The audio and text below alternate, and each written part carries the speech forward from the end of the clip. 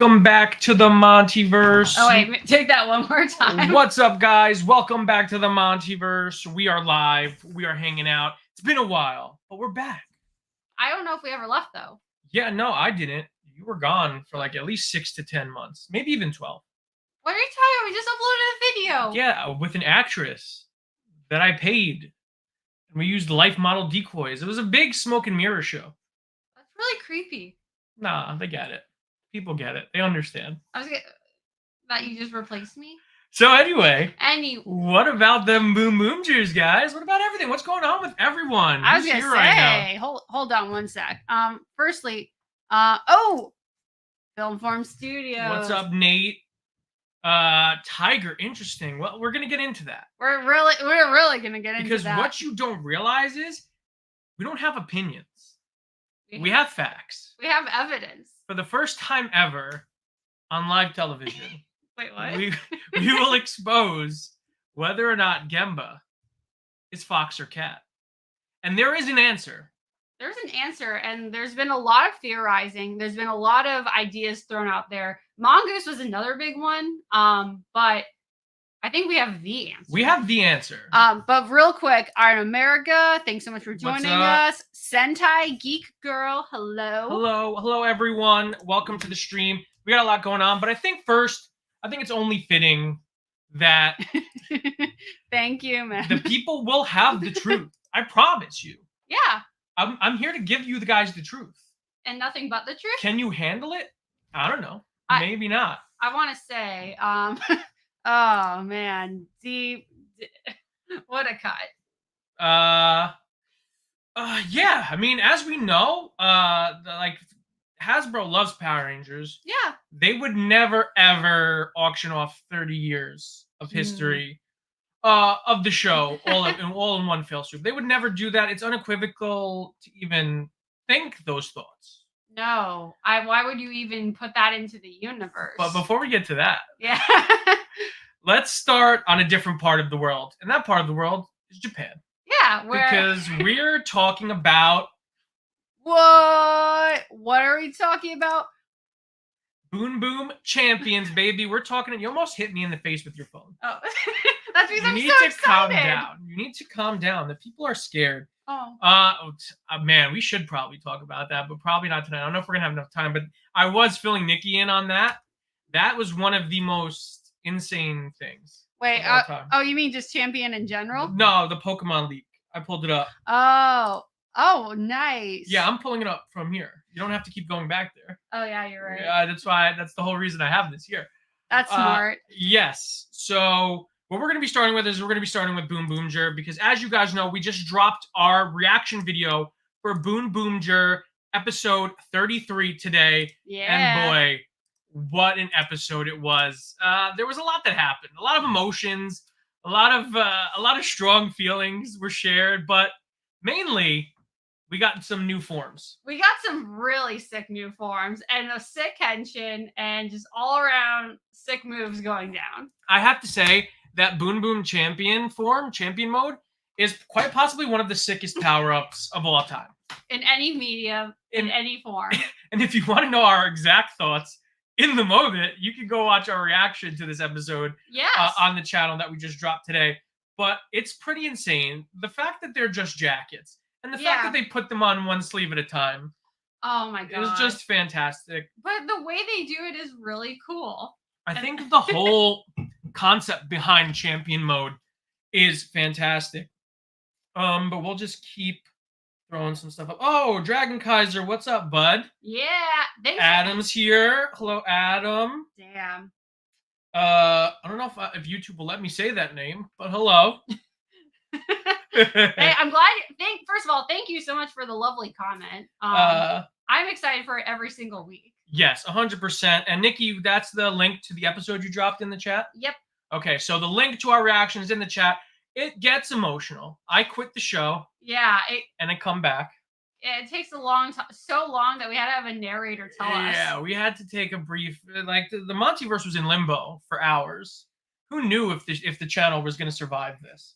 I mean, I had a hunch. And there's good reason too, because we have a return and we have an exit. Returning this episode is one Cat Fox. No.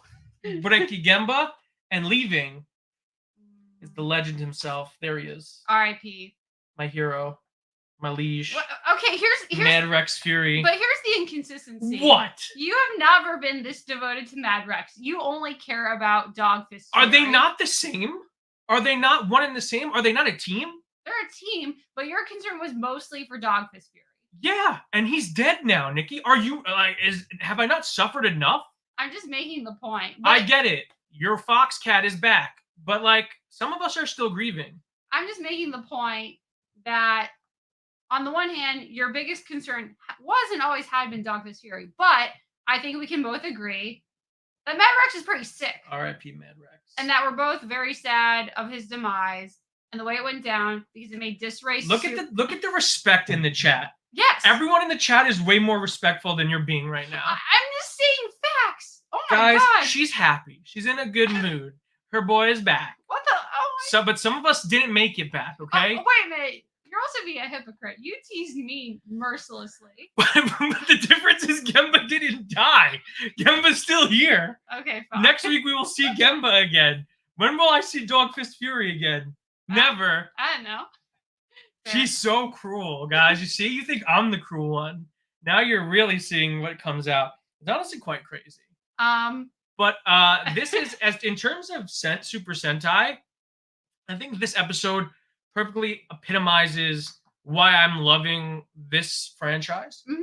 And especially this iteration, which is the only one I've watched. So I really love it.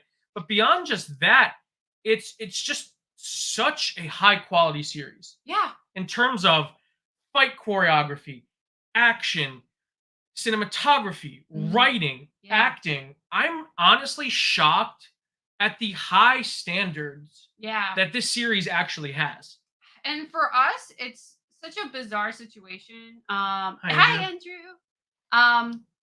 For me, especially as someone who had never watched Power Rangers, started watching it 2 years ago, and continuing to watch it and see that for what that is, and then jumping to this and the standard that is achieved, and understanding why people are so passionate about Super Sentai. It's really shocking. It's so jarring for me. Because as someone who's watched Power Rangers for nearly 30 years, for the entire run of the series, who's watched every episode from Mighty Morphin all the way to Cosmic Fury, to then jump into this, which is so different because the quality of Power Rangers is so high, and to then, I got mixed up because I was checking a message, but the quality of this is so high that it outshines the vast majority of high-quality Power Rangers. Because I had asked you this, and I know this is a very loaded question, and we have obviously there's going to be a little bit of recency bias, but I did ask you, if you're ranking this against all the seasons of Power Rangers you've seen, you put it pretty damn high. Yeah, I mean, listen, I probably said something along the lines of, if I had to rank this amongst all 30 seasons of Power Rangers, this would probably be top 3 in terms of quality. Yeah, and that's a massive, massive compliment. Not only is it the quality, but it's also just my vibe. Yes. I vibe with this show so much. I know. And we got to pull Mad Rex off screen. It's too sad? It's too sad. We got to give the people more of me. That's what they came for. That's fair. So we need the full screen. That is fair. Especially when I'm waxing poetic about Mad Rex. And the show in general. Because like I said, it's just a huge quality differentiation. We don't have to worry about fitting stories around stock footage. We don't have to worry about not following themes and motifs. Whereas this season has such a strong theme and such a strong motif that they are able to weave in and out of plot lines and the overarching story. It's really impressive. It's amazing. And that's something that we talked a lot about in the reaction for the last episode, was the sheer level of continuity. Because there is so much. I was actually thinking that when you said it. That's Nikki's fault. She had distracted me. Whatever. But that's a huge thing that we've said in terms of the story beats, the characterization, because they're thrown into these crazy situations every episode, but their reactions, the way they deal with them, always feel true to each of the characters. Yes.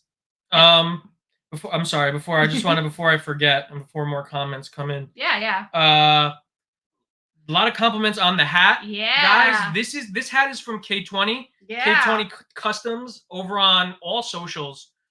He does all types of Power Ranger and Sentai patches. Let me get ours for a second. Yeah, I mean, I'll vamp while Nikki gets them. We got a whole set of Boonboomger patches from him. Such a nice guy. You've seen me interact with him a lot on Twitter. We have a picture together on Twitter somewhere. Yeah. But he's fantastic. He actually put the patch on the hat for me. This is one of his. This is a K20 original. And he's just awesome. Can't plug him enough. And yeah, look at these things. They're like high quality patchwork. I cannot wait. I don't know yet what I'm gonna do. We don't know what we're gonna put them on yet, but we got all the ones that he had anyway at the moment because he was making fresh ones. Oh, we literally watched him make a new Boon Orange. Yeah, one. He was making a new Boon Orange to replace the one that we got, and it's just fantastic. This is amazing. Like really good stuff. We have to get Boon Violet and Boon Pink and Boon Blue. We have to get everyone. We have to get the other 3 next, but K20's killing it. K20. I will just free plug for K20 right there. Oh, 100%. So that's pretty sick. It's because of the hat. It's because of the hat. Yeah. And I saw this hat and I was like, I need that. It's perfect for you because you wear hats. And I'm a hat guy. I've always been a hat guy. I'm up for as long as I can remember. So that's great. But yeah, just talking about this episode, I think this episode is the thesis statement of this season. Yeah, because there's a lot that happens. A lot that happened, but it not only does it show all of the show's strengths, which are its storytelling, its characterization, its use of callbacks and references to inform the existing story points.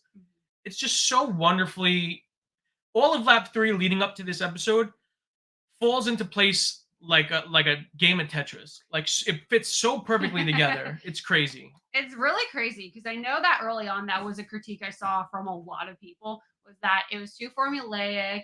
There was no story, there were no through lines, which I never really thought was the case. No.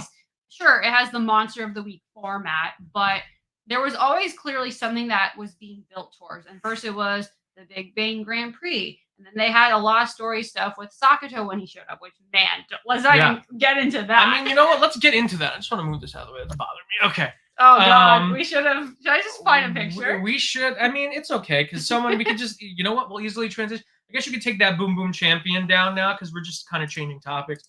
Let me just make up something. Sakito bad, Psych good. Sakito bad? Question mark? Nah, good. Nah, good. There you go. I was gonna say the thing is like we're making this on the fly, but I think it's appropriate. This wasn't part of the plan schedule for tonight, but guess what? But it's chaos. It's chaos, and that's what Sakito is because we're getting comments like this, like this fact that Sakito got to keep the train mechs. And also, we'll talk about this too while we're talking about Sakito. We'll talk about all the bad takes we've seen online. Oh God! Because this is one that popped up too. That was also dumb. And I think we were both pretty shocked by it. We're like, it's so weird to call Sakito a bad 6th when one, because I have no frame of reference when it comes to Sentai 6th Rangers, but also because he's a good character, and I think all of his actions so far fit perfectly in line with the story they told when he first arrived up until now. I was gonna say, like, we just talked about continuity and the characterization. Yeah. And he is so fleshed out. He stands out so much as a character amongst a lot of other crazy characters. By the way, I don't know if you're gonna pull up. I agree. There's some very bad Joe takes too. Yeah, I mean, I just pulled that up. Oh, sorry. I pulled it up already. Sorry, we're managing a lot of things, but this is an A+ troll comment, by the way.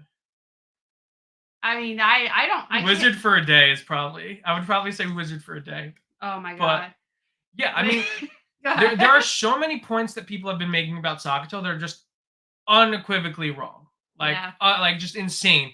Oh, he doesn't feel like he's part of the team. What are you guys talking about? He's always in the base now. He's always eating there. The problem is he doesn't always have to be around because what people fail to realize is he's been off Earth for 15 to 20 years. Yeah. After his parents died, tragically in an accident. Yeah. And he was so messed up by it that he left the planet with Bundi.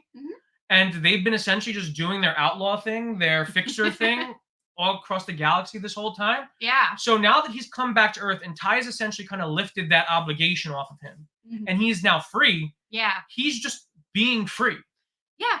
I mean, that's the biggest thing, to where he is a part of the team, but they established very early on, and that's part of his development when he's introduced, is he has all this freaking resounding trauma that he's dealing with. He hates Earth, at least when he first gets there. He wants to show up everyone and be this one-man show. And so he wasn't just, as soon as he got over that, gonna just be their best friend, yada, yada, yada. But he's there to do what's right when he feels it's appropriate. Yeah, not only that, but also he's there. Like, he's always fighting with them. He's always eating. He's always hanging around them. He always wants to be involved. Like, remember the Shashiro episode? Yeah. The Spy Family episode? He's like, hey, what are you doing? Let me get in that. And that's the thing. It's like, yeah, if I met him in real life, I would probably find him insanely annoying because he sticks his nose in everyone's business. But again, that's just consistent characterization. Two, it's interesting characterization. Hi. And to answer your question, yes, we do. We're trying. We're trying to like just pull it from. And that comes from Twitch. Places. What's up over on Twitch? Nice. We do read chat. By the way, I will agree with Dragon Kaiser. Yeah, I think Sakito has done a lot more for the team than Genba the last few episodes. Yeah, absolutely. And he's actually, it's so weird because this is why I find the team comment so weird. Yeah. He's the one that's telling Genba, like, what are you doing? Yeah. You have these people here that want to help you. Like, stop being a big idiot, Genba. He literally said that. He literally says it. And it's just like, Sakito doesn't want to be part of it. No, he's just too cool to admit he wants to be a part of the team. But he's a part of the team. He's as a part of that team as he can be. And like, and I'm sorry, I know this is a huge contention. I don't think the lack of the champion jacket is proof that he's not part of the team, because they make it abundantly clear that the reason the team has the jackets is for the Grand Prix, which they're going to be a team. And sure, Sakito is part of the team technically, but in that case, he's with B&D in that situation. Yeah, and even not. I think this episode also proves that they need the champion jackets to get closer to Sakito's power level. Yeah, he literally didn't need one. He is vastly stronger than the rest of the team, and the fact that he's a speedster, on top of the fact that his controller is stronger than most of their weapons, we saw him beat the two monsters that it took the other four join forces to just push them back. Yeah. He literally shot through their defenses and took them both out at the same time. Yeah. And another big thing I saw is people talk about tropes, and they feel like they're playing the trope of him not being a full-time part of the team well, or I don't know exactly what people are saying.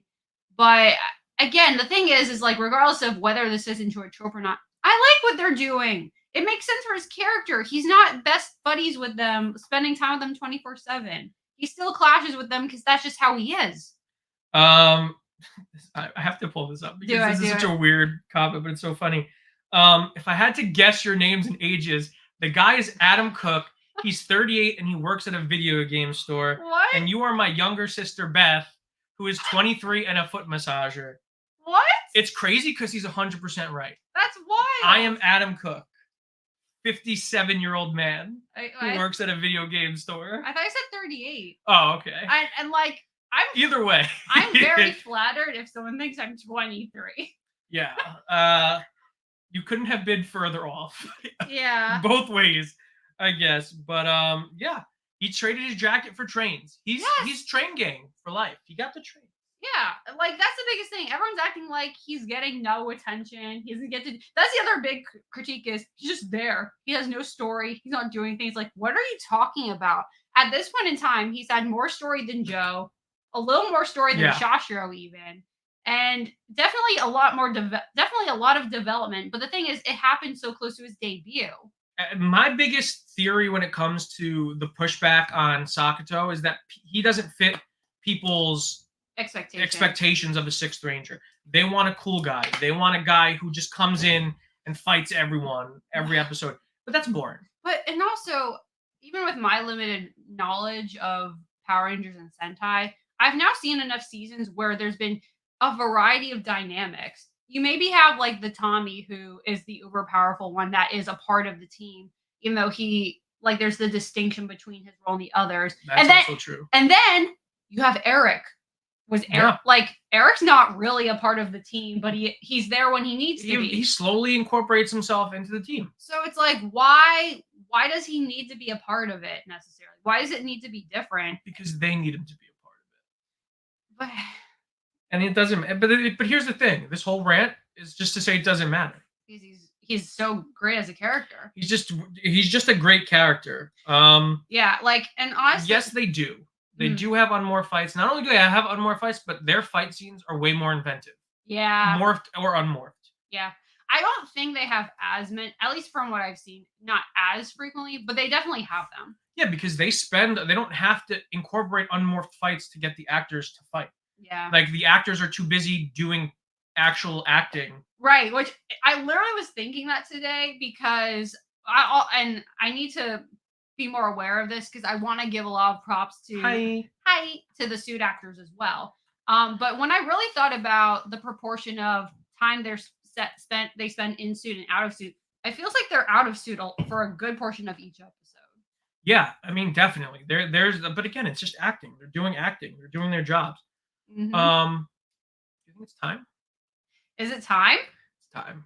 It's we've waited long enough. We've stalled long enough. We've been live 30 minutes. Yeah. There's a decent chunk of people in here now. Yeah, and what's wild, guys, is I just want to clarify this.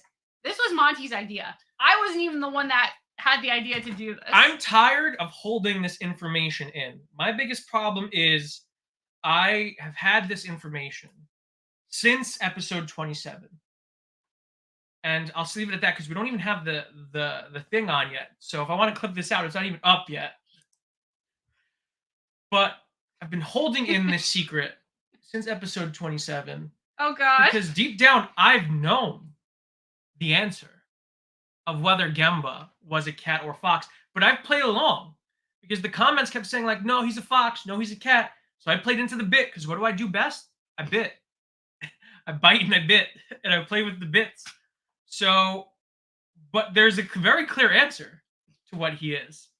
Oh, God. And it all stems from one image that I will show to you right now. Not this one.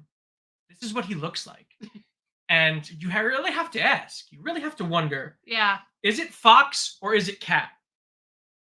Or mongoose, according to some and people. While I'm ranting, by the way, just saw him. We have Ranger Toa in the chat. My boy, what's up, Toa? Everyone say hello to Ranger Toa. Hi, Toa. And also in the chat, as this goes on, I want you to all drop foxes or cats. Yeah. So we can figure this out. I was gonna say, yeah, do it now before we get too deep into it, and then we'll go back later. But before we get we have Zach. We have what the hell? Channel collaborator Zach M. Genba is right. We will. I don't have anything for that. I don't have anything prepared for that one. I don't either, but Zach doesn't understand. He is a rat because he was hiding. He was a metaphorical rat. But he also had a lot of stuff he was dealing with. Be nice to him. Yeah. By the way, everyone go sub to Ranger Toa on YouTube. Yes. I know he's huge on TikTok, but we got to get this guy's YouTube numbers up. So everyone go sub to him. Absolutely. Because his content's awesome. And we got to go pay our tribute to his glorious king, Jaden Shiba. But yeah, let's get into this, guys. So anyway. Are you ready? I'm gonna show you guys a picture that's gonna break this case wide open. All right. And that's Exhibit A. The Genba Neko cat. Because as soon as I saw Genba's form, I knew that it was a reference to this guy right here. And now you're asking, why do you say that, Monty? Yeah. Why do you say that Genba is a reference to the Genba Neko cat? Well, let's look at a couple of things. Okay. First, let's look at the definition of the Genba Neko cat, which is a cat that is a parody of a construction worker who does safety checks. Now, Nikki, remind me, what is Genba's motif? Construction. And everyone has been wondering since the day the character was introduced why his theme was construction. Because Zhou's theme is police officer. And what is Joe? He's a police officer. And it perfectly blends into his existence. But Genba's a supplier. What does a supplier have to do with a construction worker? See, that's where we were all fooled. It had nothing to do with construction and everything to do with the cat. And now you're asking, why do you say that? I'm trying so hard not to laugh right now. I was saying, I thought this was serious. I can't because it's so funny. Why do you say that? Well, look at the pose, the iconic pose of the Genba Neko cat, and look at Genba's roll call pose. It is the point, the signature point of the Genba Neko cat. This is intense. It's so intense because it's the truth. And you want to know what? The truth is intense. Look, it's the same exact pose. God. And not only are all these things connecting, because guess what color Genba's fur is? Go back to picture 1. White. And what color is the fur of the Genba Neko cat? I mean, it's kind of gray. Gray and white. Boom, guys. But guess what? We have more evidence. Oh, God. Oh, well, now I take credit for this. You feel free to take credit for it. Because unlike Monty, I mean, kind of like Monty, but... kinda. Because I follow the actors and a pretty decent amount of the Japanese accounts. Yes. Because I'm very interested in all the... And you also know more Japanese than I do. I actually am pretty decent at reading hiragana now to where I can actually read and identify words. Give yourself credit. I will give you credit. You are becoming very efficient in Japanese. Thank you. Arigatou gozaimasu. Okay. So anyway, continue. But anyway, so I follow a lot of the accounts, so especially including like the official accounts, and I don't know 100% what this stuff is, but and someone correct me if you have more information. They have like these cafe specials they do where they have these themed meals. Sentai cafe. Because they also have these live shows, but this came up recently. Very recently. And I immediately just went to Monty. I'm like, oh my God. Which is the nail in the coffin, which is why we decided to come clean with our theory. And they have a menu item for every single one of the 6 Boonboomgers. Oh, look at what? Oh, sorry. Wrong one. Look at what Genba's is called. The cat's Mont Blanc Parfait. Cat, guys. Boom. And we arrest our case. End the video there. He's a cat. He's a cat. He's not only is he a cat, but he's an homage to the Genba Neko cat, which is a very popular parody in Japan. Yeah, and like I remember when this first came up, and you like nothing else comes up if you look it up.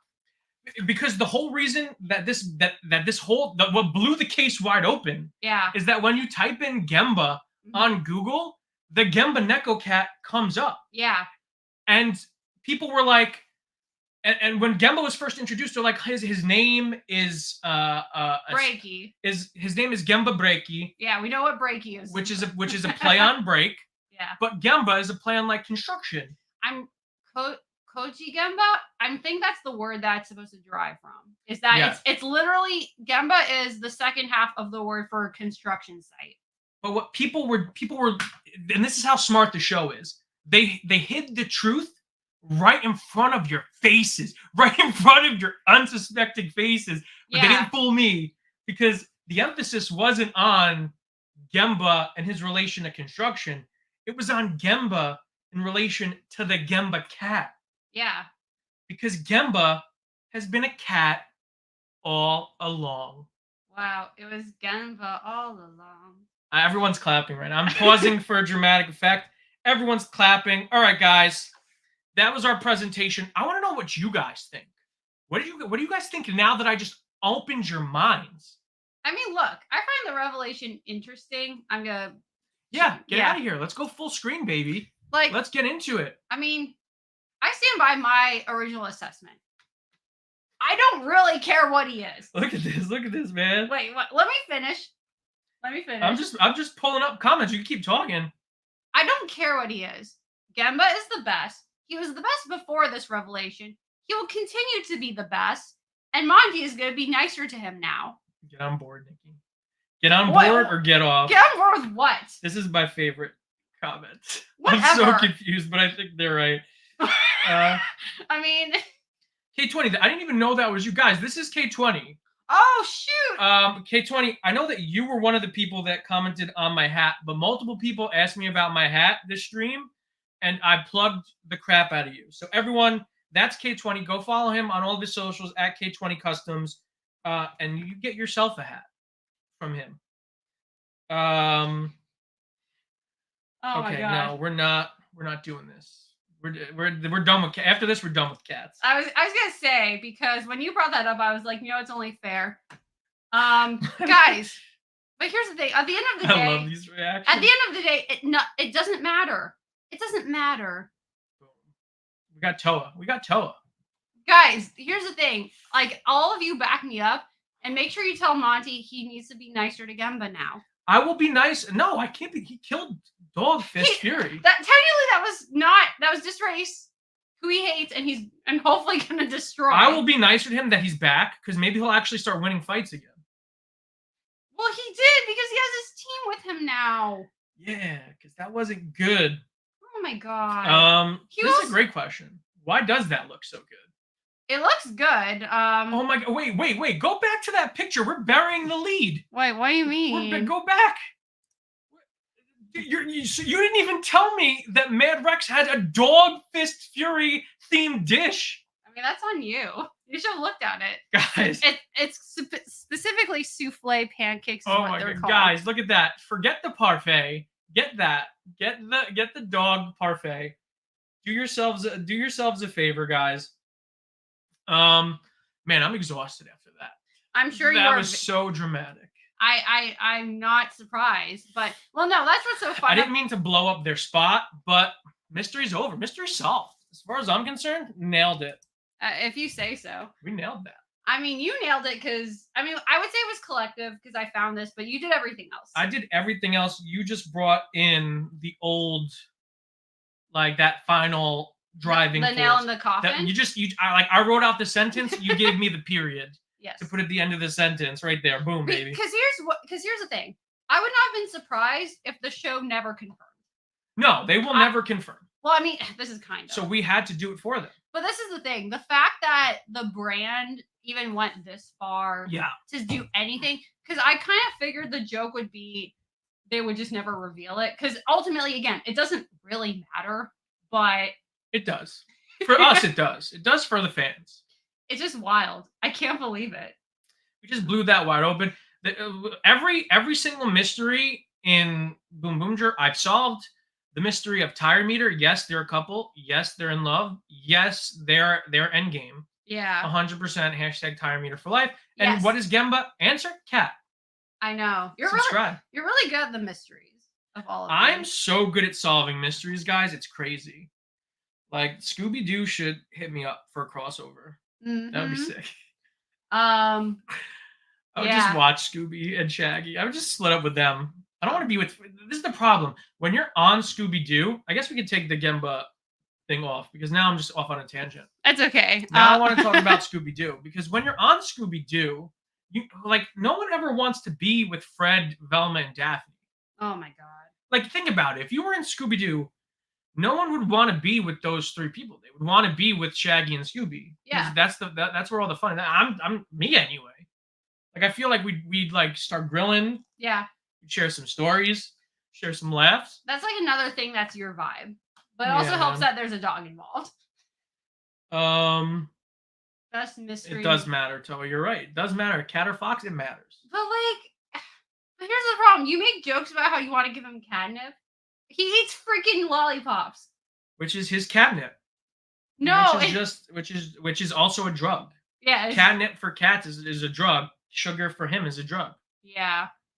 So is there what are we doing here, guys? I solved the case. Everyone tell everyone. Everyone go find every Toku tuber and said that the MontyVerse. Yeah. Tell them that the MontyVerse solved the case and to get their video essays ready because we just gave them the answer. Yeah, pretty much. You're welcome, internet. Welcome to the internet. So thanks. What are we doing now? What's next on the? We have it ready to go. I respect that. Respect that, Toa. Velma's pretty sick. She's pretty sick, but like now when she's with Fred's kind of boring. Fred's so lame. He's like vanilla. Like no one. Like if you had the choice if you were at Baskin Robbins or Carvel or at a gelato shop or anywhere else that has any other flavor besides chocolate and vanilla, and you had to pick ice cream, no one's picking plain vanilla ever. People would pick chocolate before they picked vanilla. I definitely would. So that's what I'm saying. No one wants to be with Fred. Velma's like a nice little like something sweet, like mint chocolate chip. Yeah, something refreshing. Something smart, yeah. Refreshing, light. Yeah. It has flavor, but it's not overpowering. Yeah. What? When did this become what flavor of ice cream? Did we become a BuzzFeed quiz? Yeah, we did. We're just vamping, man. But it's fun. It's all fun though. One thing I did want to talk about that I found super cool today. What? Is the reveal of Krypto, the super dog. Yeah. And I already put up the banner, so you can just get the tweet ready. Yeah. My tweet first, where we had the first reveal by James Gunn in this beautiful GIF. Yes. And not only is it a GIF, but what I love that Gunn did is that this is also a reference to a comic that we know this movie takes a lot of inspiration from, which is All-Star Superman. And he actually put the panel from All-Star Superman, I want to say it was number 6 or number 3. I can't remember the exact issue number. But he has the panel of Krypto and Superman sitting on the moon together. Mm-hmm. And he posted it with the GIF of David Cornsweet, Superman, and this movie's version of Krypto, which I thought was really cool. And it's part of the DCU's initiative to push comic books with the movies, which as someone who's grown up reading comic books, I absolutely love. I thought that was so smart, so brilliant. Not only that, but then Gunn, in his tweet, posted this really lovely story talking about his dog Uzu, who was a rescue. Ozu, sorry. Yeah. Very far away and I wear glasses, guys. They had rescued him, and how he was having trouble being domesticated because he was brought in from a hoarding situation, and he was destroying the house, and he bit their slippers, their newspapers, even his laptop. It's just a really sweet and lovely story about how they were introducing love into this dog's life while he was writing the story of Superman. And while he was breaking that story, he thought to himself, what if this dog had superpowers? That would be even worse than it is right now. That would be, how do you deal with a dog that would have superpowers? Yeah. And he took that inspiration and he incorporated it into the script. So we're going to have elements of that in this version of Krypto, which he teases here, which I absolutely love, because not only is this just, I think it's smart marketing by Gunn, who's doing all the heavy lifting for DC Studios' marketing team at this point. Pretty much. Interesting. We'll get back to the comments, so I don't want to interrupt my train of thought. But not only is that great marketing, but I also love how he's showing how he's incorporating real life elements into the story and how much of his own heart is being put into this movie. And I love the unique take on Krypto, because Krypto's usually just a really good boy. Yeah. And he's just Superman's loyal pet dog. But this one, he's like, Krypto's kind of gonna be having some growing pains. Yeah. In this one. Because I didn't really know anything about this. Obviously, I'm familiar vaguely with Krypto, but you had told me about this, and I thought that was such an interesting angle to go with the story. Can you go full screen? Yes. Yeah. But yeah, so when you told me that, I thought that's really interesting, and it just sounds. I'm trying to think of the best way to phrase it. I would like to see that interpretation. What I'm taking from this, as someone who's paying heavy attention to this movie and the production going on behind it, is that there's a lot of effort being put into the film. Yeah. Whether it's story, whether it's character, even the smallest elements like Krypto, something that fans have been wanting to see in a live-action Superman movie for a very long time. I feel like Gunn is listening to the fans. It shows that, one, Gunn is listening to the fans, and two, he's telling the story that he wants to tell, and it's coming from a very personal space for him, which I also really, really love. Yeah. So all of those things, is something as simple as a Twitter post and a picture of a man and his dog can tell so much about this film. Yeah. And I've never felt more confident in Gunn and DC Studios than I did today. That's because he's great with intentionality. Yeah. And that's what I think is really profound about this. And I think learning about how he pulled this from real life just makes it all the better. Yeah, it's just really sweet. And as someone who's like an avid pet lover like James Gunn Mhm. to really put Krypto into this and to put him in a way that is very personal to him, which will make it personal to us, Mhm. I think is a really nice touch. I think it's a wonderful touch. It makes me even more excited to see what he does. Yes, because, I'm really excited for this movie, and I think there's a lot of hype behind this movie. There's a lot, which obviously is kind of intimidating because that's going to be higher expectations than we've had for a lot of other DC projects, but it's justified. I think this is the single biggest risk in the history of DC Comics. Yeah. There's a lot riding on this movie, and I don't think it's fair for Gunn to kind of get fed into this buzzsaw that he's being fed into. No. But that's what happened. There was a lot of stupid mistakes made before this movie, and I think that unfortunately we're at a make or break point. Yeah. And we're gonna have to see. But I'm very confident. And I know a lot of people were complaining about the look based off of the GIF. Oh my god. It's a GIF, guys. It's not a still from the movie. It's not a scene from the movie. It's literally a moving image.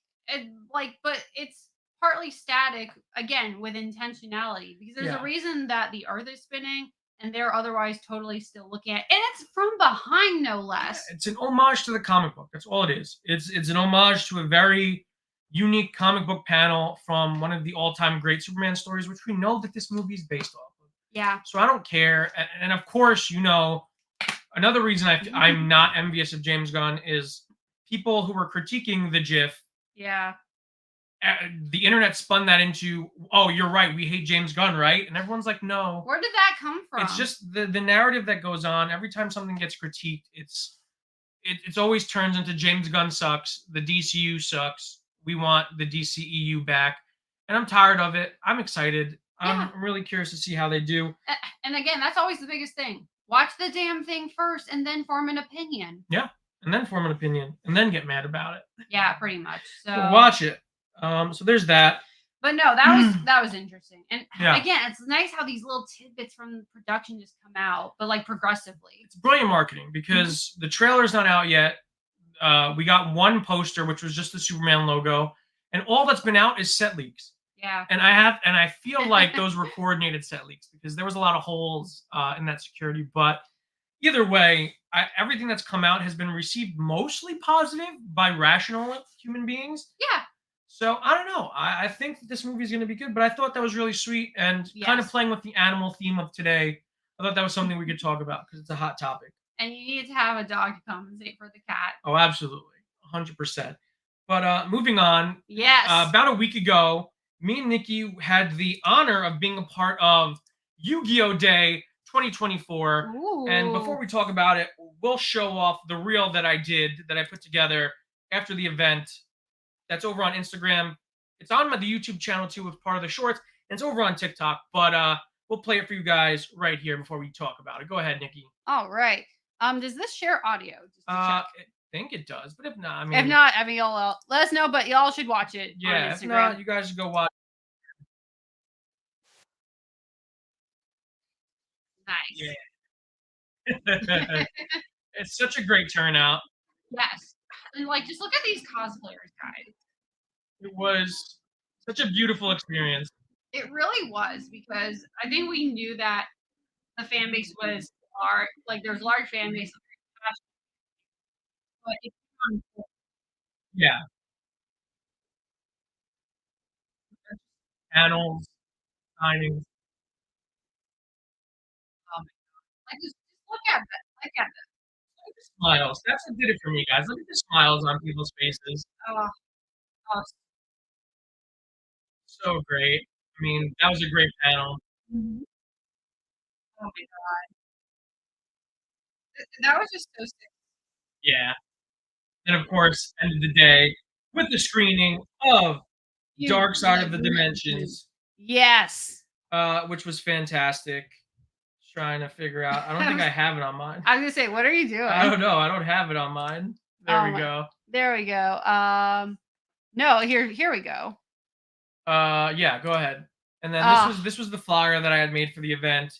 And look at that stacked cast that we had there, guys. Yes. I don't know if anyone in the chat was there with us, but it was a crazy day, man. It was such a crazy day. Yes. And we have some pictures from the event that we'll kind of cycle through as we talk about it. Yeah. But yeah, let me know if you want me to like take a moment for any of them, but because there's a good amount. I don't think they're not gonna be with that. You're gonna have to exit out of that one. Oh yeah. Oh, I know what you mean. Hold on 1 second. Yeah, and we have a second folder up with them, but it was such a crazy event. And if you guys want to watch any of the panels, I mean, look at this turnout. Yeah, guys. This was just the beginning of the day. This was not even the full turnout. Y'all, like, because before the first panel started, I walked out of the room as setup was happening. Yeah. And just seeing this line wrapped around, because like this is, you don't realize just how like much there was. This is definitely not all of it. It was insane.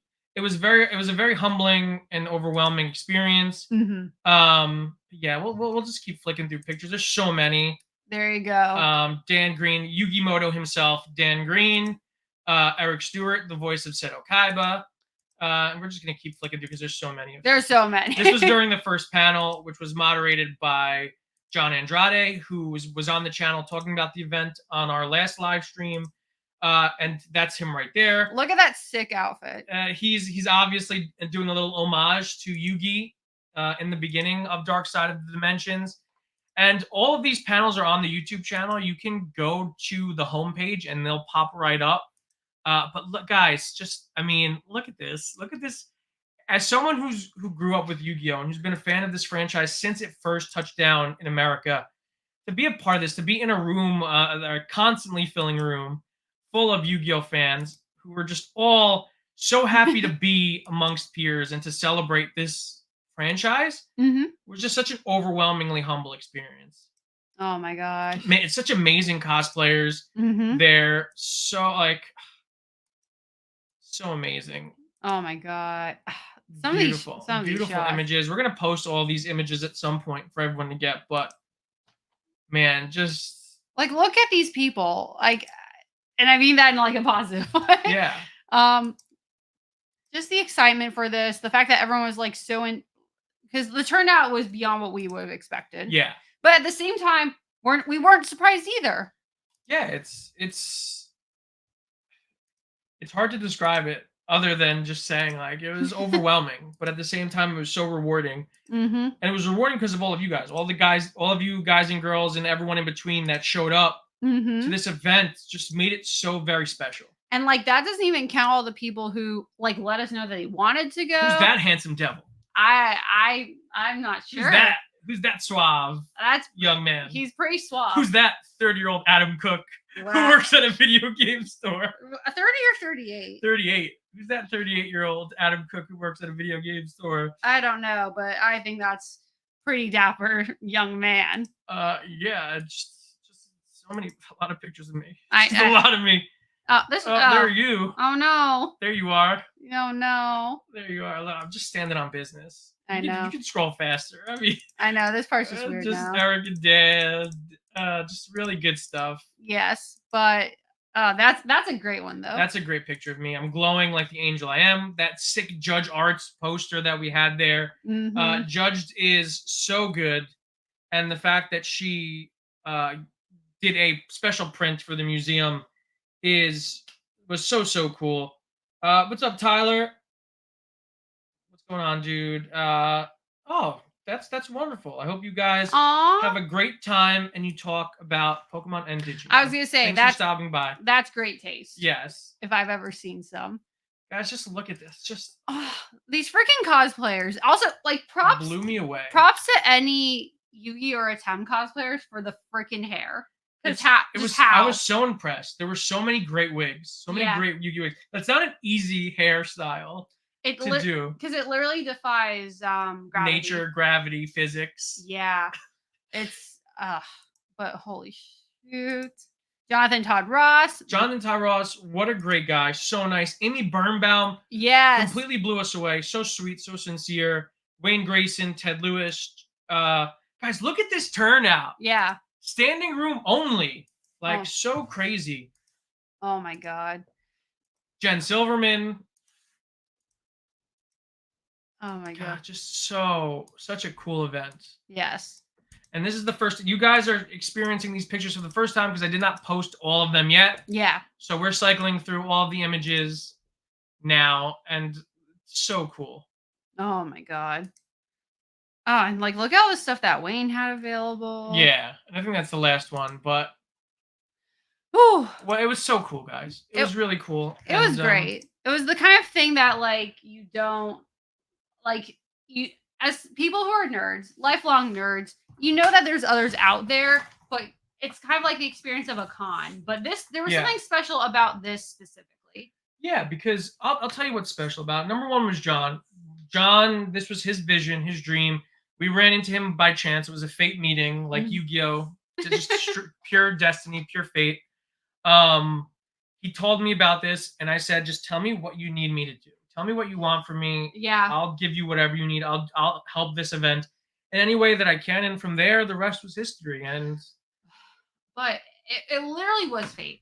Because I mean, I think you told the story of how you guys met. Yeah, I don't want to tell it again. We told it so many times at this point. But it was Yu-Gi-Oh. It was Yu-Gi-Oh. It just Yu-Gi-Oh brought us together. He has a tattoo of the head of the Crimson Dragon, used the signer mark that Yusei Fudo has in Yu-Gi-Oh 5Ds, and I saw it and I was like, hey, is that Yusei Fudo's signer mark? And he's like, yeah. And then we started talking from there, and the rest was history. And he brought this idea to my attention, and I helped him bring it to life. And it came to life. And what was so cool about it is never before has there been a strictly Yu-Gi-Oh event outside of like tournaments and things that were run by Konami to sell cards or to promote the card game. Right. Whereas this was a celebration of all things Yu-Gi-Oh! Followed by a screening of Dark Side of the Dimensions on the big screen, which I never got to experience. No, because fun fact, that was the first movie I ever rented with Redbox. And it lived up to the hype. It was wonderful. I'm a huge fan of that film. I think it's a sincerely deep movie. And to see it on the screen in a theater full of Yu-Gi-Oh fans. That was the thing. The energy was there. You could feel it. And it was the equivalent of going to see a Marvel movie on opening night. Yes. At like the fan screening. The energy was palpable. It was everyone was quoting the film and getting hyped. Everyone cheered at the right moments. Everyone gasped at the right moments. It was just a wonderful experience from beginning to end. Yes. Honestly, it was amazing. I'm grateful just for all the support that John had, that you had, and with all the fans that came out for this. What's up, Legacy of the Nerd? Yo. What's going on? And so I don't even want to know. I don't even want to know if I should be pulling this up on live. I was gonna say though, that's actually ironic. That's hilarious. That's very ironic. Because we are gonna touch on the auction, but yeah, there's been a lot of stuff being said. Online. I'm gonna have to check Twitter after this. I was gonna say, but like, I'm so. Here's the problem, and this is how all drama is. It's like, it's curious, but it's also I also don't want to be involved. It's just because it's just so stupid. It's all from top to bottom. It's just really messy and dumb.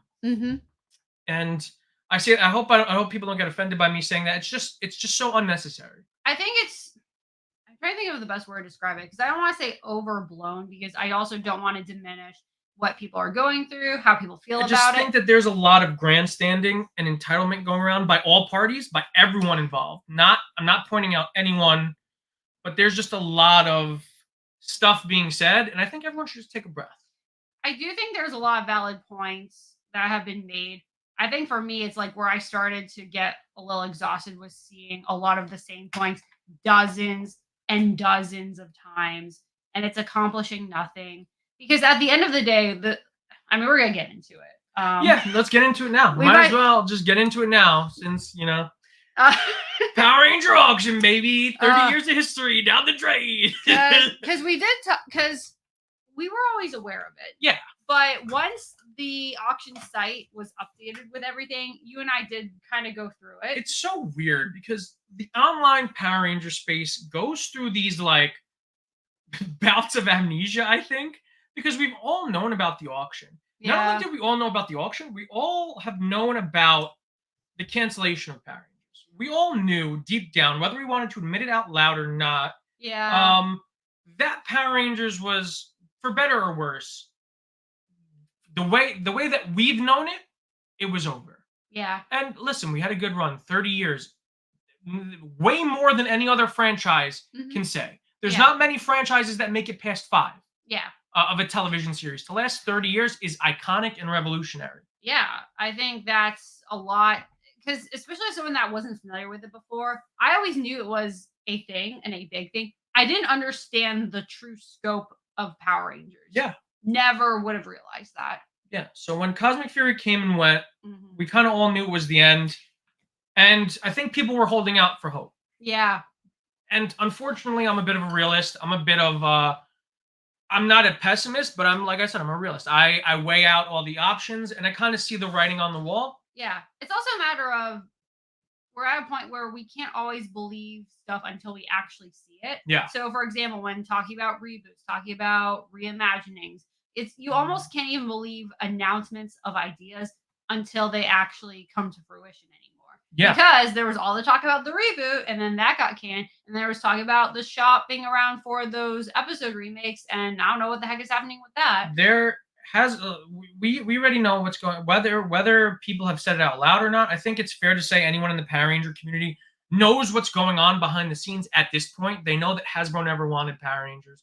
They know that it was done by the previous president of Hasbro, who sadly passed away before he could have all of his plans come into fruition. He bought this product for an insane amount of money.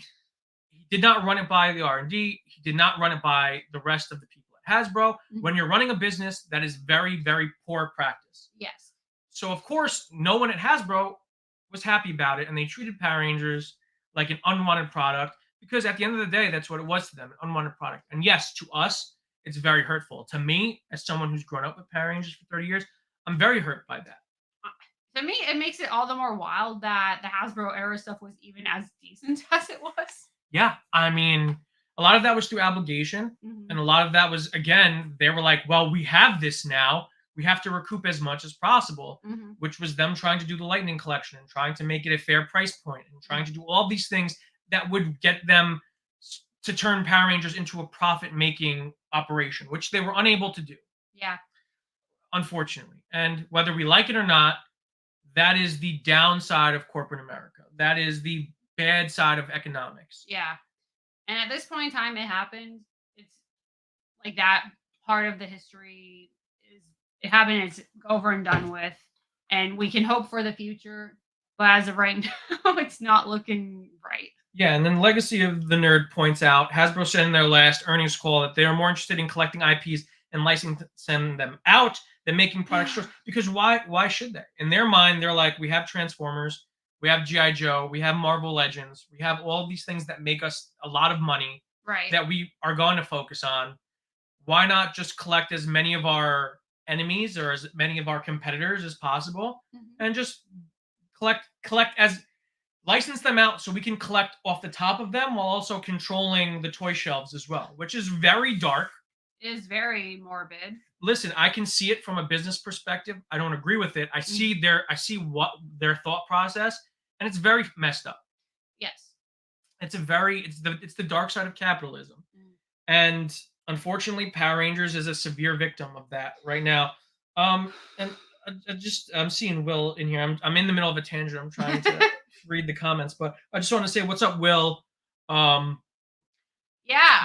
I don't disagree with that at all. The problem is there was no one at Hasbro who understood the brand, who understood the franchise.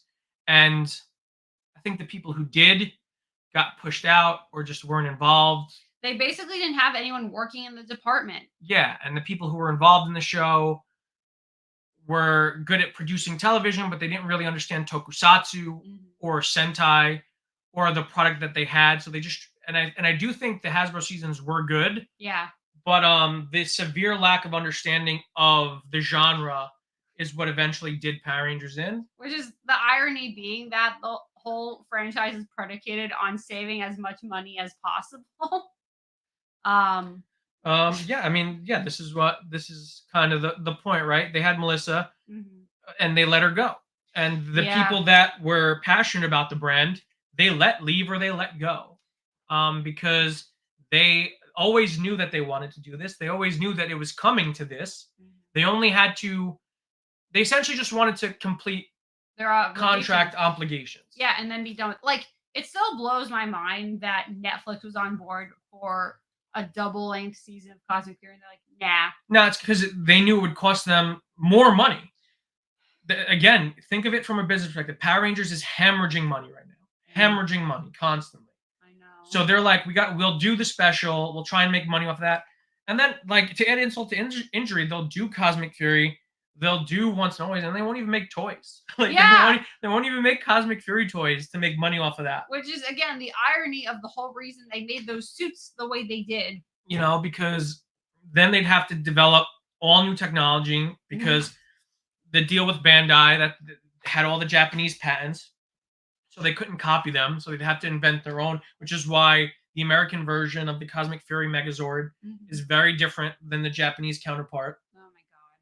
So, you know, it's just a myriad of different reasons. Yeah, which all of, like, this has culminated into us not only happily discovering Boonboomger, it's just a matter of, I almost don't even know if I want any other companies to touch the undone seasons anymore. Yeah, I mean, I think as far as adapting Sentai, unless a company in 5 years or 6 years, or whenever Hasbro's done playing with Power Rangers, whenever they're done bleeding this franchise dry, if they want to just go on and start adapting from Sentai again, they can. The door's always open. They'll have tons of HD footage from all these seasons to work with.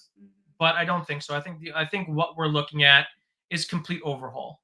Yeah, which, and I know everyone keeps saying that they're over the idea of a reboot of Mighty Morphin. I don't know if I ever envisioned them doing something different than that, or at least not to start out with.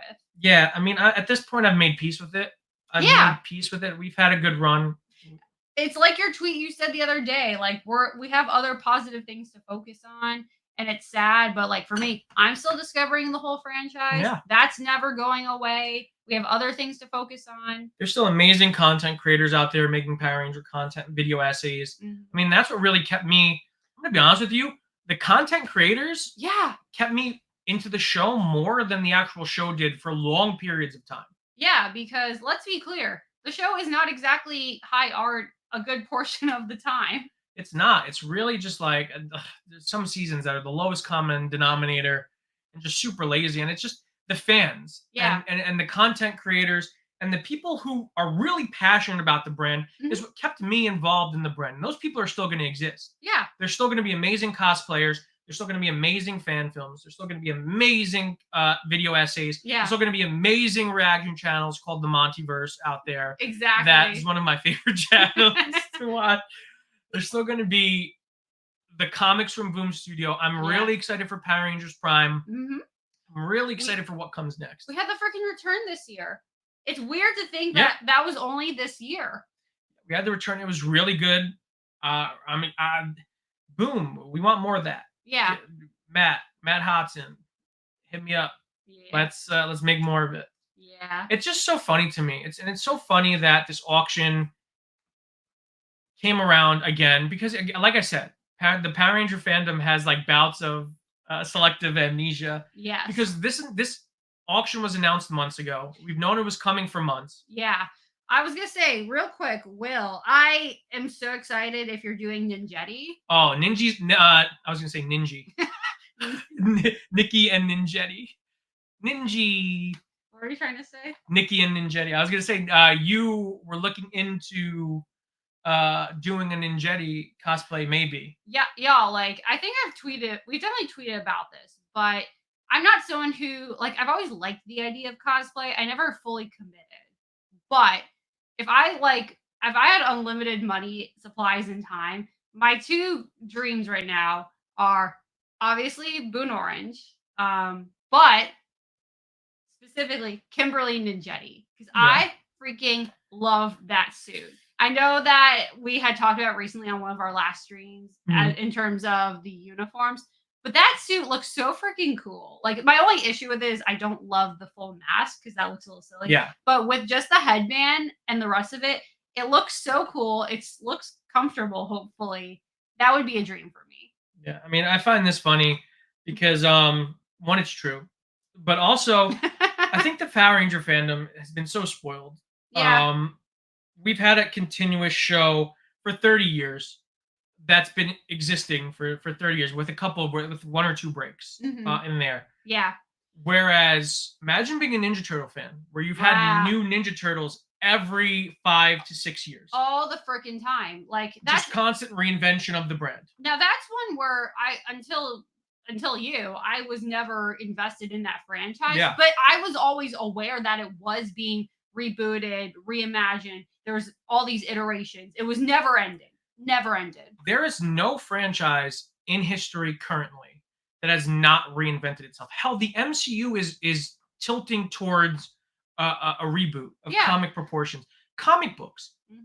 DC has literally sparked the craze of reboot and reinvention in comics with Crisis on Infinite Earths. Yeah. And the trend is continuing to this day with the absolute comic books, which are fantastic. But we wouldn't get those stories if we just let things continue going the way they've been going for decades and decades and decades. Yeah. I think we needed this break from Power Rangers. As much as people aren't going to like me saying that, as much as it hurts to say, Power Rangers needs to go away for a little bit. I mean, but that's with any franchise or any storytelling, is you tell it when you have something to do. Now, obviously, you have to have a company backing it up to some extent. Of course. But that's also not the end of the world. Like, a break is not the end of the world, because if all stories have a place, but if you want to tell it good, you need to tell it when it's the right time to do it. And it's not always constantly churning something out just for the heck of it. But here's the difference, though, Jacoby. Paramount put money into a Turtles movie, but that's because Seth Rogen was involved. And if you remember, they pushed his name heavy in the marketing for that film because his name carries weight. But I'm talking about like Rise of the TMNT. I'm talking about 2012's Teenage Mutant Ninja Turtles. I'm talking about the 4Kids. There's literally 5 unique TV shows that are animated. Like, I'm probably missing one that I don't even think about. But think of all the shows, the movies, the comics, the video games, everything. It like makes me laugh, and I just love because now there's examples pouring in the comments. But people are so upset. Like, we miss Power Rangers. We've never not had Power Rangers. Even this year, we've had Power Rangers. We've had the return. And Legacy of the Nerd brought up the fact that like Amy seemed annoyed when someone had asked about the return not getting greenlit. Because why is the return not getting greenlit? It is a huge moneymaker. It made so much money. I was gonna say, because like, just speaking from us, we nabbed so many versions. Exactly. Make the people miss the franchise. Because when something is missed, people will go out and see it. Because Power Ranger fans were good at talking. Yes. We're really good, as you can see, we're really good at talking. But when push comes to shove, if we don't like the way something came out, or it's not our version of Power Rangers, a lot of people won't support it. Which is not really fair because, again, first of all, let's not act like everything they've done is the greatest thing put to screen. It's not. So if something's not working, I think that in itself justifies a break. I like what they did with Dino and Cosmic, but the circumstances are what they are. Yeah. And I'd rather they take their time and come back with something banging than let's just turn out the cheapest, easiest thing year after year after year. Like, great example, Star Wars. Star Wars was gone for 20 years. Yeah. And people missed it. So when that first teaser for The Force Awakens came out and the music hit and the John Williams score kicked in. Well, if you're talking 20 years, wouldn't that be the prequels? Yeah, the prequels. Sorry. That was, what is that? I would say both. Well, no, because Revenge of the Sith was 2005. And Force Awakens was 2015. Oh, that really? Are we that far removed from The Force Awakens? Yeah. God, you're right. We're far removed, but there was a bigger gap between Return and. But that's kind of even proves my point, though. But that's what I'm saying. It happened twice, basically. Yeah. But yeah, it's weird to think the gap between the sequels and the prequels was a lot shorter. But anyway. It's just crazy. I mean, well, you kind of just like, I was really into it, and you kind of pulled me out of it. But once that John Williams score hit, and it was even shorter. It was only 10 years. 10 years without the franchise. Yeah. When that Williams score hit, the tear ducts opened, and you watch those reaction videos. Grown people of every age were crying their eyes out. Yeah. We're so happy to see Star Wars back, and they didn't care what it was. They didn't care. Yeah. All they cared about was that Star Wars was back. Their childhood was back. But we never, Power Rangers fans are just spoiled because we never had that feeling because it's always been there. Right. Wasn't there the one brief break, but it was like nothing between RPM? Yeah. I mean, but didn't you say that people missed it though? People missed it, and then that's why, speaking of Ranger Toa, that's why Samurai blew up. Because they started replaying the re-edited Mighty Morphin, which was horrible. And then when Samurai came back, Samurai exploded. They promoted the hell out of Samurai. Right, which is smart. Even though it was terrible, sorry, Toa, people love that season because it's nostalgic and it's their childhood. Which I get. I get it. I've seen the first 2 episodes, do not like them at all, but I get it. It's just crazy. And you have stuff like Will. I never really missed Power Rangers, especially since I was going in and out of PR around multiple times, but I do hope they take a long, lengthy break. Yeah, and that's the thing. Power Rangers is in that weird position where it has such a backlog. It's not like a 12-episode show and that's it. It's something that really has this cultural stamp where there is all this to talk about. Like you talk about video essays, like people can make video essays because there's so much to talk about. And Deoxy, Ash, he's a great content creator. Yeah. And it's 100% true what he said. The fans do keep this franchise. The fans have always kept this franchise alive. Yeah. Without the fans mean way more to this franchise than probably the show itself a lot of the times. Yeah. And people may disagree with me, and that's fine. But it's the fans and our creativity and our love and our passion for something so silly as Power Rangers that is what really has kept this thing going for as long as it did. And it's something that, as I know that people are a little derisive of it, even as adults, I will stand by that. Like, this would be great. Like, 5-year break. Then in that time, people who are in their 30s, millennials who grew up with Power Rangers will start having more kids, and they can introduce, like, dad, mommy and daddy grew up with this, or your parents grew up with this, or it's just they can build the hype. Yeah. And it's just like, and that's the thing, is that it's being rediscovered by new people all the time. It's not quote unquote dead. Power Rangers is a brand that can survive anything. It's so adaptable. It's so inclusive. It has such a strong message. It's such a wonderful franchise. Yeah. That if we just let it reach its full, if we give it to someone, if we wait and we don't rush things, because that's what we've been doing. We've been rushing things. Yeah. And we've just been pushing and pushing. Reboot this, reboot that, remake this, do this. We need to have movies and TV shows and video games. And if we just find one person who's wholeheartedly passionate about this and makes this into a passion project, we'd be unstoppable. The brand would be back strong. Look at X-Men 97. Yeah. Look at what that did to the X-Men brand. Outside of the comics, the X-Men brand has been floundering, unless your name is Wolverine, for, decades. In popularity ever since like the 90s. They've always been popular to comic book fans, and the general public will always love them because of the movies. But they've reached a whole new level of cultural phenomenon with X-Men 97. Yeah. And it just shows that when you find the right people and you find the right characters and you tell a story and you have a story worth telling, that what follows is gold. Gold, baby. There's a lot of comments flying in. Oh boy. Oh. What's happening? And this is great. I hope we do. I hope it's 2 to 3, 3 to 4, 4 to 5. You know what? But again, that was someone who tried something and did it on their own, and it caused a lot of PR, some press for Power Rangers. Because how did Deadpool get made? Deadpool got made because Ryan Reynolds helped leak test footage for that movie that caused the internet to literally melt. Yeah. And because of that, studios started listening like, hey, maybe we should make that Pool Dead movie with that Reynolds Ryan guy. And look at where we are now. Deadpool 3, Deadpool and Wolverine is the highest grossing R-rated movie of all time, I think. If not close. One of the highest rated grossing movies of all time. Top 10. Just insane. I guess we're moving on to the question and answer portion of the night. I was gonna say, were we gonna do more on the auction? Or? I mean, I feel like we've exhausted all the talk of the auction. I think let's talk about the auction. Just a little bit. I mean, because in actuality, there's nothing, and we touched on this earlier. There's nothing more that we can really say that hasn't been said, but it's something that obviously we have been talking about. And it's something that's unavoidable online. Mm-hmm. Because once something takes off, everyone just starts grasping for attention all over the place. It's just, this is bad. This is good. We have to do this. We have to do that. How about everyone just does what they want to do? How about everyone stop telling everyone else what to do?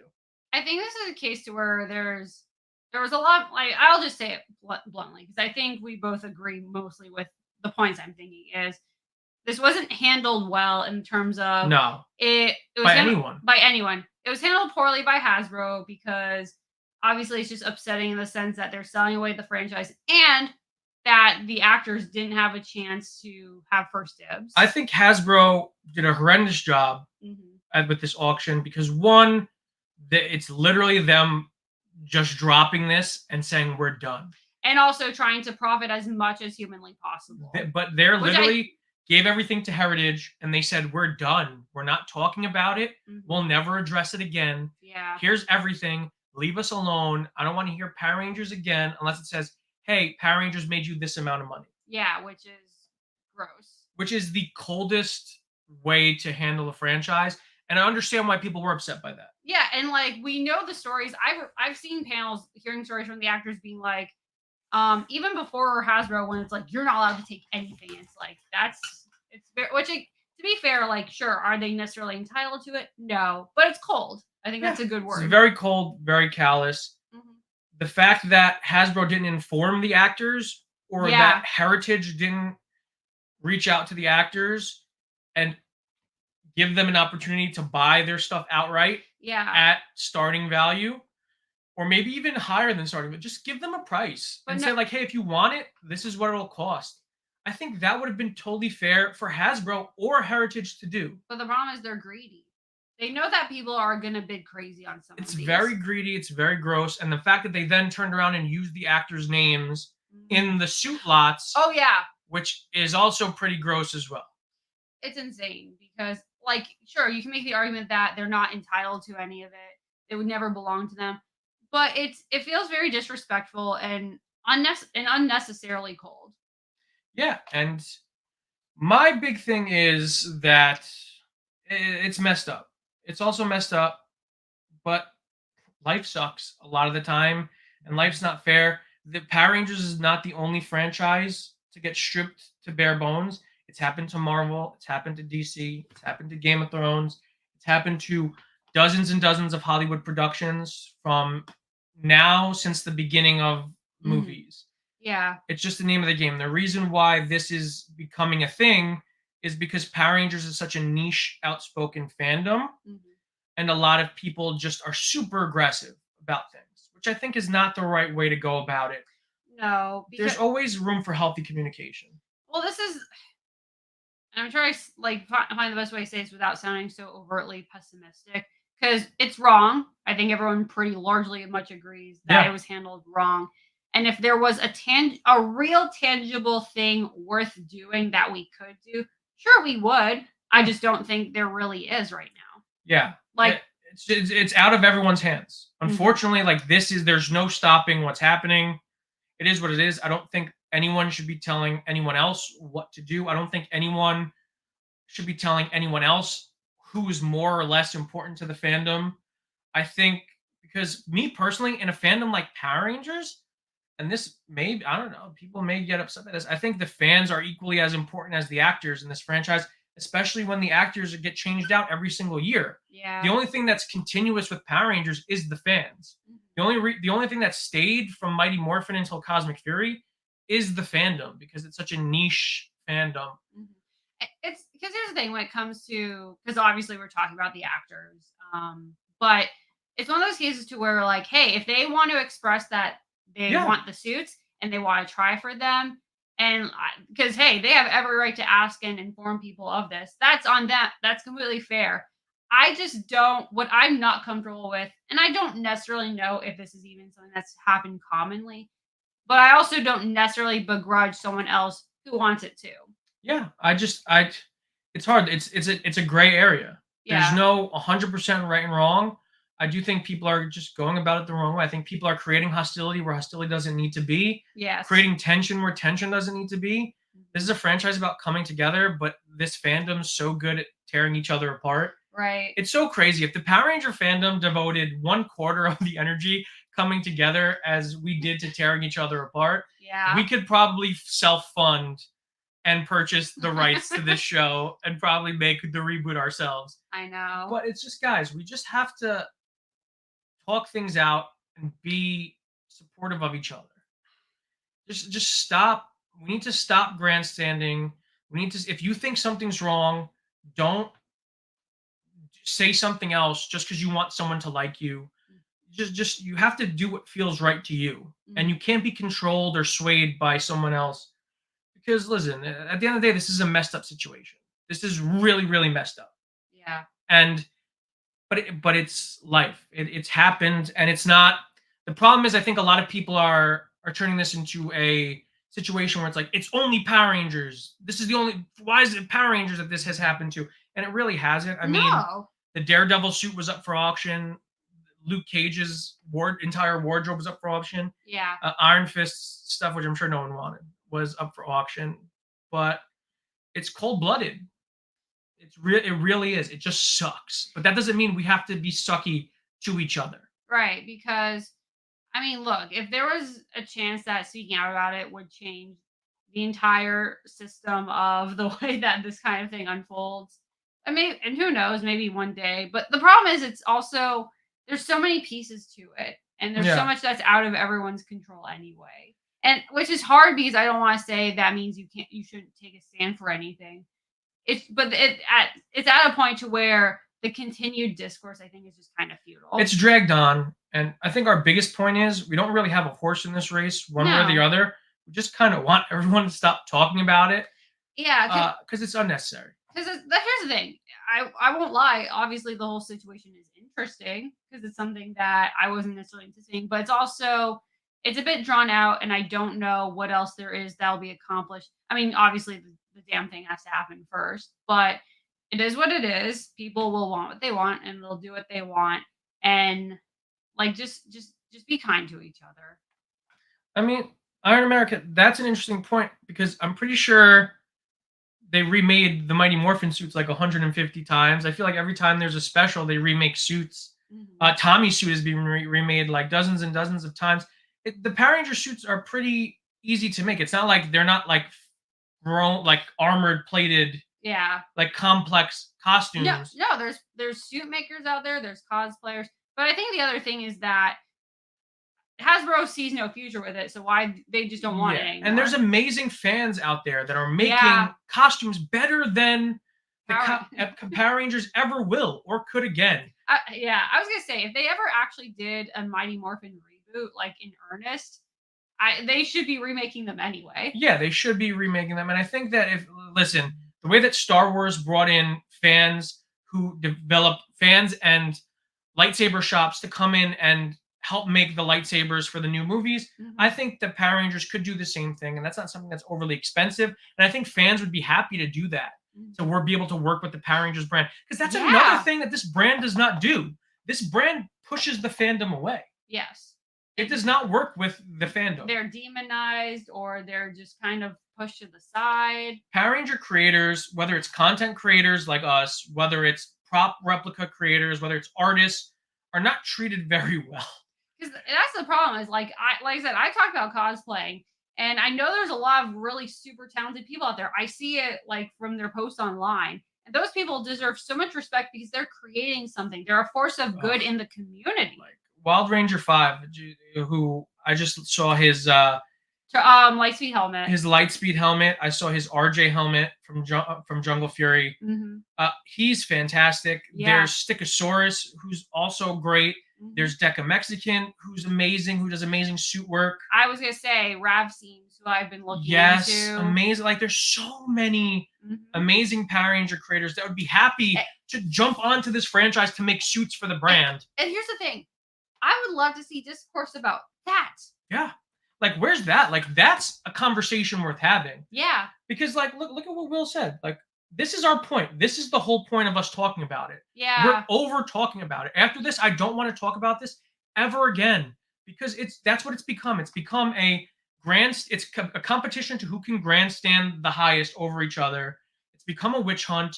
everyone's getting mad at everyone for no reason. At the end of the day, it doesn't matter. Because here's the thing: is the auction inherently it's a negative occurrence happening. Yeah. Pokemon sponsors their content creators. Hell, even Yu-Gi-Oh! For the TCG works with a lot of their content creators. Yeah. Power Rangers is the only brand that doesn't really work with. If anything, they make our life insanely hard. Right, and let's be abundantly clear: we're not entitled to anything as much as anyone else. But it is the fact that, like a lot of other content creators and these wonderful, talented individuals we named just now, we're trying to be a force of good for their brand, which would inherently benefit them. So it just also doesn't make any sense. Yeah, and it's just that's like the biggest point, right? Because beyond us, we're two nobodies in the Power Ranger community. We're more than just Power Ranger content creators, even though we're heavily ingrained in the Power Ranger community at the moment.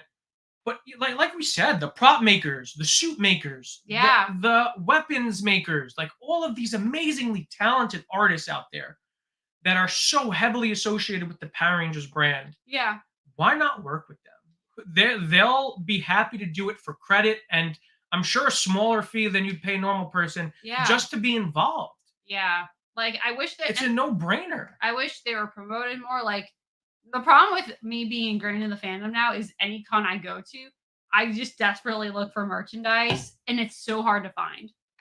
It's crazy. It's so crazy. Like, why not? Man. Sorry. But see, this is why I love constructive conversations, right? Because we started talking about something that was overall negative, which was the discourse around the auction, and we turned it into something positive, which is the amazing people in the Power Ranger creation space. Yeah, and that's what we do that we enjoy doing is making our we make our videos, which are our funny little videos. We make our funny videos. And we do our stupid little things. We like on Twitter, we have our ongoing bits and gags. Yeah, gaffs and goofs. And that's what I wish happened more. Yeah, we wish people could just have fun. Everyone takes everything so serious. And to be clear, this isn't a case to where you shouldn't call out stuff that is very serious or that there's no place in the discourse for it. Yeah. But this is a case to where I think it has become reductive. Yeah, and if there's things happening that are very bad, yes, call those things out. And people have been doing that, and people have been, and I'm glad they are. And we're really great for that. Like, if there's anything like that's not morally okay, 100% call that out. And those are conversations worth having. Those are the hard conversations that need to be had. But fighting each other over like a suit or like something else, guys, it's just at the end of the day, it's not worth it. Our contributions to this fandom and us being Power Ranger fans are worth way more than any of the stuff in that auction. Yeah. Our fandom is worth more than any suit, any prop, because at the end of the day, none of that would exist without the people who make it and without us. Yes. So as long as we can keep that positivity going, who knows what we can do? Power Rangers could be unstoppable. Yes. But we have to work together. Together we are more. It's morphin' time. Whoa! Oh, I don't have my changer with me. What's this jerk Jacoby saying? Speaking of positivity, what's this jerk saying? Exactly. Yeah. Like people don't realize these like a lot of the props in there are falling apart in that auction. And yeah, there's a lot of history, but whoever has it, I hope they take care of it. I hope it goes to someone. I hope everything in there finds a good home, and that's all I really care about. Yes, absolutely. There was never going to be a Power Ranger museum. So at the end of the day, we only had two options. It was all getting stuffed in a warehouse somewhere, or it's being sold. And hopefully now that it's being sold, it could find good homes. Absolutely. Like dogs. Aw, that's sweet. And we've come full circle. Wow. Well, what's up, Will? I'll rejoin the PR fandom in between Dino and Cosmic. Mainly stray away from my other fandoms that had their issues, but now they're... I know, but hopefully after this week, the Power Ranger Witch Hunt will end, and that's why I think the franchise needs to go away. We need to cool down, and we need to all rally behind positive things, because I think we all have our bad days. We all say stupid things at certain points, but as long as we can talk through it, and as long as we can get through it, I think we'll be okay. Yeah. You know, Will, I want that for you. Yeah. I want that for you. And I don't blame you. That would be sick. That would be pretty cool. Yeah. Listen, anything anything Ziggy's, I would love to have. Will I bid on it? I don't know. I know. But we'll see. I'm kind of over this whole auction thing. I mean, you kind of said it best. You could probably get someone to make an equivalent for you that would be just as good, if not better. Yes. Speaking of which, Will, are you going to New York Comic Con? Because we will be there. We will be there. We were supposed to talk about that. I was gonna say, why not? We went on such a tangent. I listen. I took that horse and I got real high with it. I know, but I got real high on that horse. Oh my god. But we will be at New York Comic Con this week. Yes. Thursday. We will be there. We'll be starting there on Thursday. So if you see us, come say hi. Come say hi. Come say hi. Come tell us how dumb we are. Come tell us how dumb our takes are on the auction. Come tell me how stupid I am for talking during videos. Oh my god, like how dare you? What an idiot. That idiot was talking too much during the video. I know. But you know what? Engagement. So much going on. I know. Oh, we'll be there. We should be there on Friday. So yeah, we'll come, we'll say hi. We've got to link up. And anyone else who's there, so maybe we should have, see if we were smart. What? We would have reached out to do a Power Ranger meetup. But this is I know. That was on us. We didn't do it. To be fair, next year. To be fair, one, we're busy. We were busy. And two, that's something that we've talked about, like stuff we could do at cons. We've talked about applying for panels. We've obviously done press a bunch of times at this point. Yeah. And there's stuff that we would love to do. We just need to really buckle down and plan it. Yeah, because there's a lot of stuff I want to cover as press for New York Comic Con. There's the Dragon Ball panel. There's the Digimon panel. There's a lot of stuff I want to be at. So I didn't know how much free time I had. So yeah, this year was crazy. But next year, hopefully, we can do a big Power Ranger meetup and high five. That would be pretty cool. Oh my god. I would bid on Mr. Wilton's tie. I don't know. He probably sweats a lot. He's angry. He's so angry. I would bet on Mr. Wilton's the wood that he broke. The piece of wood that he put his fist through in that episode. Oh my god. One day, hopefully. I would love to do that would be cool. A panel on content creation, especially reaction content, because I really don't see a lot of panels on that. No. And I think it's a very fascinating type of content that's people don't really understand. People think of reaction content like Twitch reaction stuff, and which is also reaction content, but it's very different from the reaction content that we do. Or people who just think reacting across the board is lazy and there's nothing that goes into it. Yeah. Which y'all don't understand the amount of work that actually goes into each video we post. Like it took us hours to drop that Boonboomger. Yeah. Not even including the amount of time it took Nikki to edit it. Guys, I don't want to get into too many specifics, but it does take a not insignificant amount of time to edit. And then this morning, because normally we try to have them up early on Tuesday. Yeah. And there was a reason that wasn't up until later that afternoon. And it was a nightmare. But I was determined. It's Boonboomger, so I was very determined. And it's you guys, and we love you guys. Yes. But yeah, I think there's a lot to go into that I think a lot of people, whether they're even interested in doing it or not, it's just I find it fascinating. 100%. I think that they are going to. I think they hinted that it will be revealed at Jump Festa. Yeah. So I don't know. Maybe there'll be more hints. Maybe there'll be a little teaser. Oh man, there's the Japan Society. Take a village. Yeah, I'm so bummed. There's a Japan Society in New York who's doing a screening of Last Evolution Kizuna. Yeah. We won't be able to do it, but that would be sick. There was a lot of stuff this week that we just weren't able to. Full disclosure, we were supposed to go to a press screening of Smile 2 tonight. Yeah. But we had so much going on. It's hard. It's just so hard. Yeah, and but that's the thing. There's all this cool stuff that is coming up though. Yeah. There's so much cool stuff around the corner. Have you noticed this? YouTube upload time. For us, it hasn't been. I think if anything, it's felt a little faster. The upload, I don't think has changed. No. It's just processing. Processing is long. That just might be something that's going on in your area. Maybe reach out to YouTube. Yeah, I was gonna say the Wi-Fi also, I'm pretty sure plays a role. Because a year and a half ago, 2 years ago, I had a lot of problems with the process. It would take forever, and I was just constantly reaching out to YouTube. Say hey, this is not on my end. This is on your guys' end. Yeah. You're taking forever to process my videos, even though they're uploaded. And sometimes my videos would get uploaded and processed within seconds, and other times it would take days to process, and I'd have to re-upload it. And when I re-uploaded it, it would process in like seconds. Yeah. So maybe shoot YouTube just like a message. Yeah. Say like, hey, what's going on? Yeah, because there could always be some wacky shenanigans going on. I think it's funny. I think what's going on with the Jets is funny. And I think hopefully the Bills do something with that. I would love to see it. But Aaron Rodgers, I felt like that was such a troll move to reveal that on the McAfee show. Yeah, that's it. I had to sit out of my. Well, it's probably for the best. You don't want to catch the smile. Catch the smile. The problem is because it's about a pop star. It just makes me think of Trap now.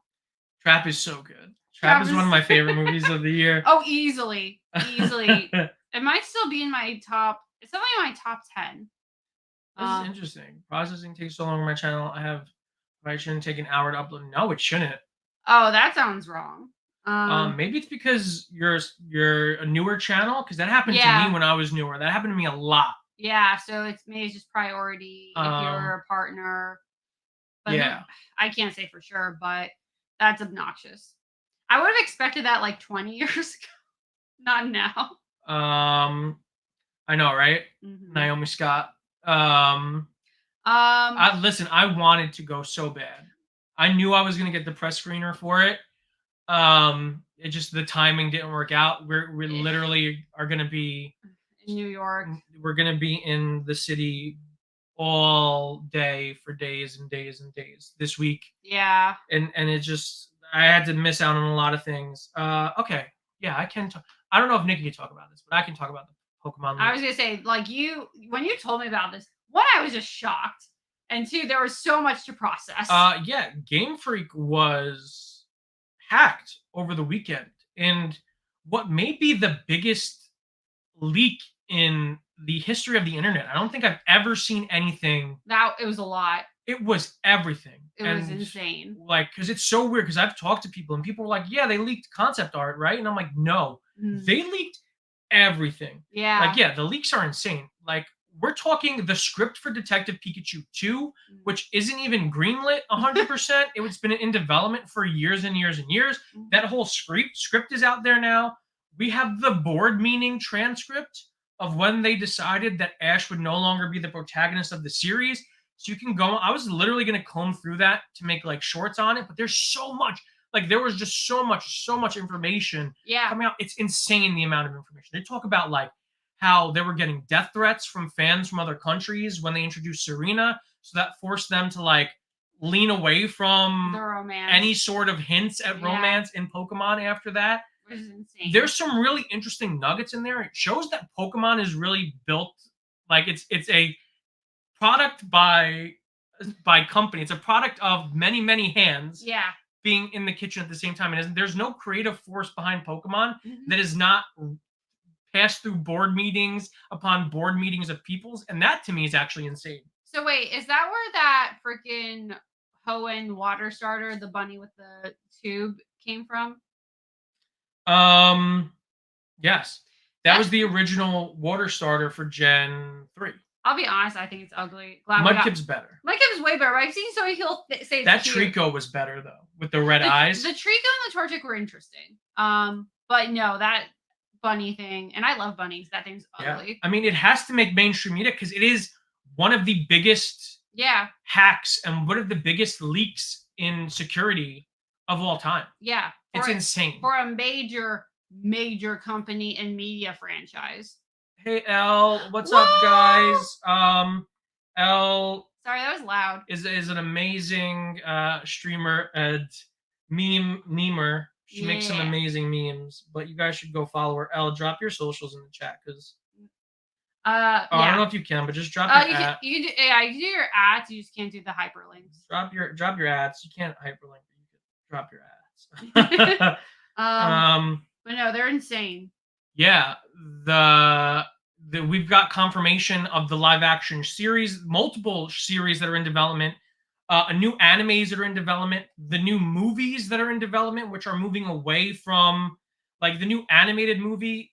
Like, it's everything is that you have to comb. If you haven't combed through it, I'm not going to tell you to comb through it or not because I don't know if I should be supporting this leak or not. But it's just everywhere now. I was going to say, I mean, it's unfortunately it's available information. Certainly fair game to discuss. It's fair game to discuss. Like, it's everywhere. It's unavoidable. It's all over Twitter. It's all over Reddit. It's all like anywhere you look, you can. I mean, it's there. It's just like, yeah, is what it is. I don't support the leak. I don't support people doing this. I think it's horrendous, but I think what was uncovered is fascinating. Yeah, because like you said, it's just a point of interest. It's not going away. Not looking at it isn't going to make it hidden again or erase it from public consciousness. What's up, Andrew?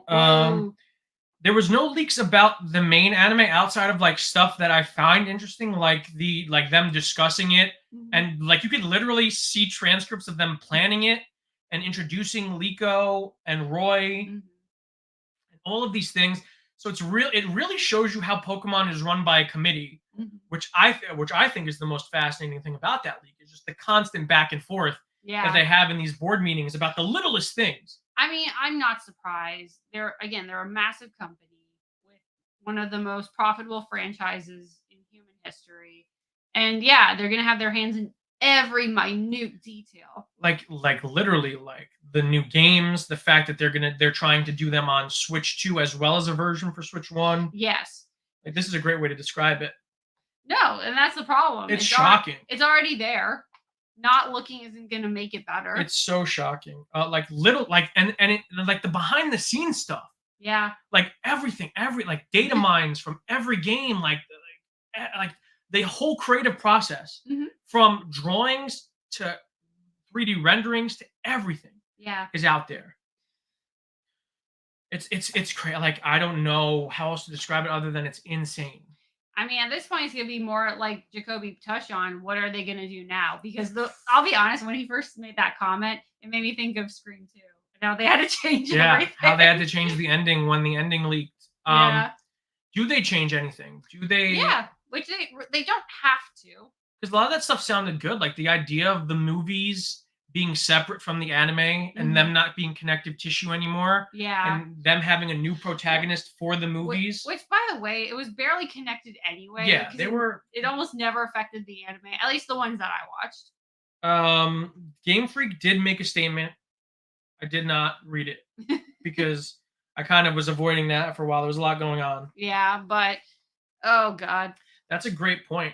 It is. Yes. The Sony leak was also fascinating. Just because it takes you behind the curtain, anything that takes you behind the curtain, because I never really looked. I didn't look into like the stuff that was leaked in terms of product. What really fascinated me the most was the talking, was the board meetings, and was the conference calls, and was all of the planning. Because that, to me, was the most fascinating part about that leak. Just the process of it. Just to see how the sausage gets made, and just to show you, how finally this was all. Like, they were like, we have to handle this Ash thing super sensitively. Yeah. The fan, they were talking about how stupid, not stupid, but they talked about how sensitive the fans could be, which is true. Very smart. Which is very true. Very true. Very smart. I know I haven't said this, but there's a lot of people in here now. So if you haven't liked the stream, like it. Yes, please like it. Please like the stream. But it's just that to me was the most interesting stuff. Because the games, I'm gonna play the game no matter what. When Gen 10 comes out, I'm playing it.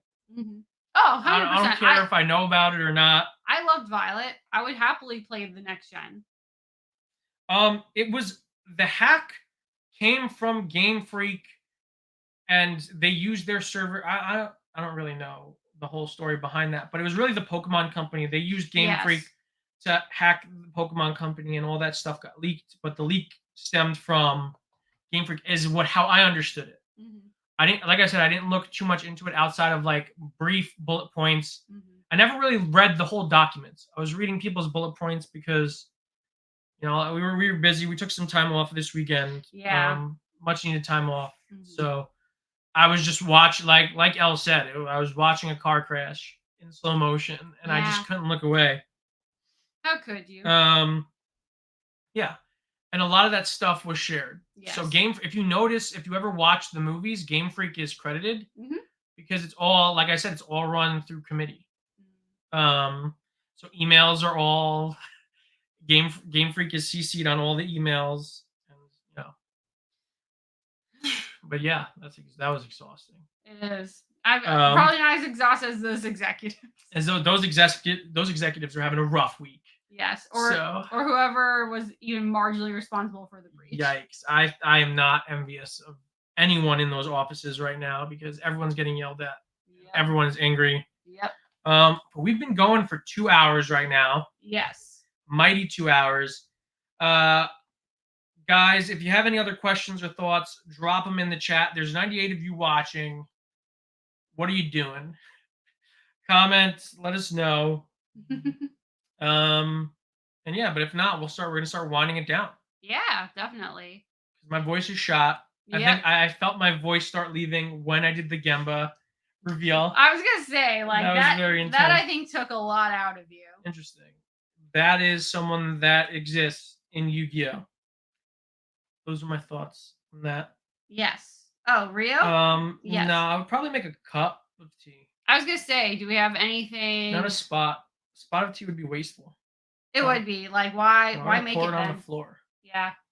Anything that we have coming up that we're besides New York Comic, we will be at New York Comic Con. Yes. As we said, we have some amazing content on the way. Yeah. We have Daima. We've started Dragon Ball Daima. So you can expect that on Friday. Boonboomger, Power Rangers. Agatha All Along, which is getting amazing. And that's only 3 more weeks, which is crazy.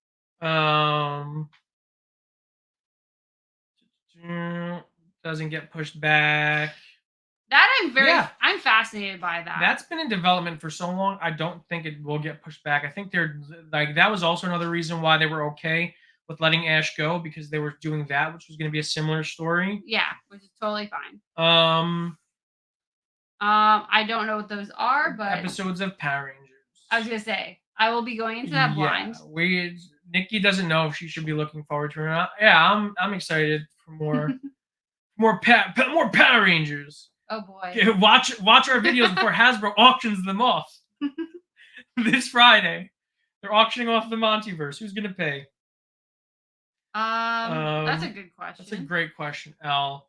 I mean, I'm always just excited to go. We hadn't really until last year been going to a lot of panels, but we're definitely fixing that now. Excited to go to more panels. Excited to just see all my friends, all my pals. Yes. Just shake hands and kiss babies. Mm-hmm. You know. Can the mods block Jacoby? Okay, yeah. This guy hasn't even watched it yet. What is this guy doing? Oh, what a clown! He 100% hasn't even watched the show yet. Oh my god. Iron America. By the way, forgot to tell you guys not to react to "I'm Dreaming of a White Ranger." Trust me. I mean, we're completionists. We have to. The problem is, the more you tell me not to, the more I want to see it. We have to. They should vote me into president of Hasbro. Yes. Oh, I would be better. I would be so much better than whoever is there now. Yes. I'm shocked. I'm sure you are. Like, this was an intense 2 hours. I went on multiple rants, multiple tangents. That would be my slogan. I would be like, get rid of the schmo and vote the Hasbro, guys. Yes. And then I would just throw Power Ranger figures into the audience. Bro. You get a lightning collection. Yeah, exactly. Yeah. So vote for me for Hasbro, as if you could vote for the. Can you imagine that the presidents of companies had? Maybe things would be better if you could. That would be pretty great. If you could vote people in to president. Exactly. Thanks, Matt. What's up, Matt? Aw. That was nice of him. Yeah. And also, one thing we do want to acknowledge before we leave that I kept forgetting, and we wanted to bring it up earlier, was we're probably going to be taking a little hiatus from Kamen Rider for the foreseeable future. We just have too much going on. Yeah. And we just can't. We don't have the time to cover everything. Yeah, like, I'm bummed out about it, but we truly just don't have the bandwidth right now. Yeah. And it's a shame because I know a lot of people really enjoy it. It's been crazy experiencing it for the first time, but like right now, we just can't. We just don't have the capacity to do it at the moment. Which we don't want to promise anything. Yeah, we're not going to we're not going to promise anything either way. Yeah. But we're not ruling out returning to it. Yeah. In the future. But we just truly can't say with any certainty right now. Yeah, I don't know why you had to say that so depressingly. It's depressing, but I want to be transparent about it. That's my biggest thing. Yeah, and it's just we're reacting to 5 shows a week at this point. Yeah. It's a lot. It's a lot on us. And we have so many things we want to do. And there's so much stuff we want to start doing movies. We want to do Ultraman Rising. We've been trying to do Ultraman Rising for months and months now. We want to hit the whole Toku. We haven't had the time, and we want to create more time for ourselves. And we want to continue to make content that's good. Yeah. We don't want to make garbage content. So we just have to make sacrifices somewhere, and I think that's the best place to do it. Right. But that being said, we have not watched the most recent episode. We'll still happily talk about it. Yeah, we'll still talk about it. We'll still go on live streams and we'll talk about it. And we'll give our thoughts on episodes. We may even dedicate like sections of live streams to do reviews and cut those out and post those. But yeah, we're never going to be done with Gaav because I like that he's a gummy guy. Gummy guy. He's a gummy guy eating gummies. I never got a freaking Ziggy figure, dude. Yeah. I never got a RPM Green figure. What about that? That's what my first act as Hasbro president, as the Hasbro, as the king of Hasbros. I was gonna say, is there any Ziggy merchandise like at all? There is, but like. Or go on your green. Yeah, but it's like old stuff. Whatever. It's like old. Commission someone. I don't want to catch the wrinkles. Commissions. So much stuff going on. I know. So much stuff. As it's hard to think right now. How about reacting to Gotcha Man? Oh no, this is the problem. We just stopped one series. We're not going to commit to reacting to anything until Agatha's done. Yeah. Which is the end of October. Yeah. We want to get through Agatha. We're really enjoying that. We're really enjoying Daima so far. It's such a big passion for me. Yes. The Dragon Ball franchise. I'm like, I cannot find it. What is the episode count for that? It's unknown right now. That's crazy. But I kind of like that too. But it definitely has an end. It's definitely a smaller series. Yeah. I'm hearing 24, maybe 25. It probably will be longer than that. Which is funny because like for an American show that's long, for an anime that's like nothing. That's nothing. But this was never meant to be the next anime. Which is fine. It should be what it should be. It was prolonged and blown up. Not really prolonged, but it was made more important with the passing of Toriyama. Yes. And now so much pressure is put on it. But I think it's an amazing series so far, and I'm really excited to watch it. No, you react to Code Lyoko. You're the Code Lyoko guy. Everyone go watch his Code Lyoko video. Yeah. I was gonna say that was one of those shows I always saw a million commercials for. Never even touched it. I would sooner react to Beyblade than I would react to Code Lyoko, just because I grew up with Beyblade. I was gonna say you're a little biased. And I didn't mean that as an insult. It's just that I grew up with Beyblade. I would do Beyblade or Yu-Gi-Oh.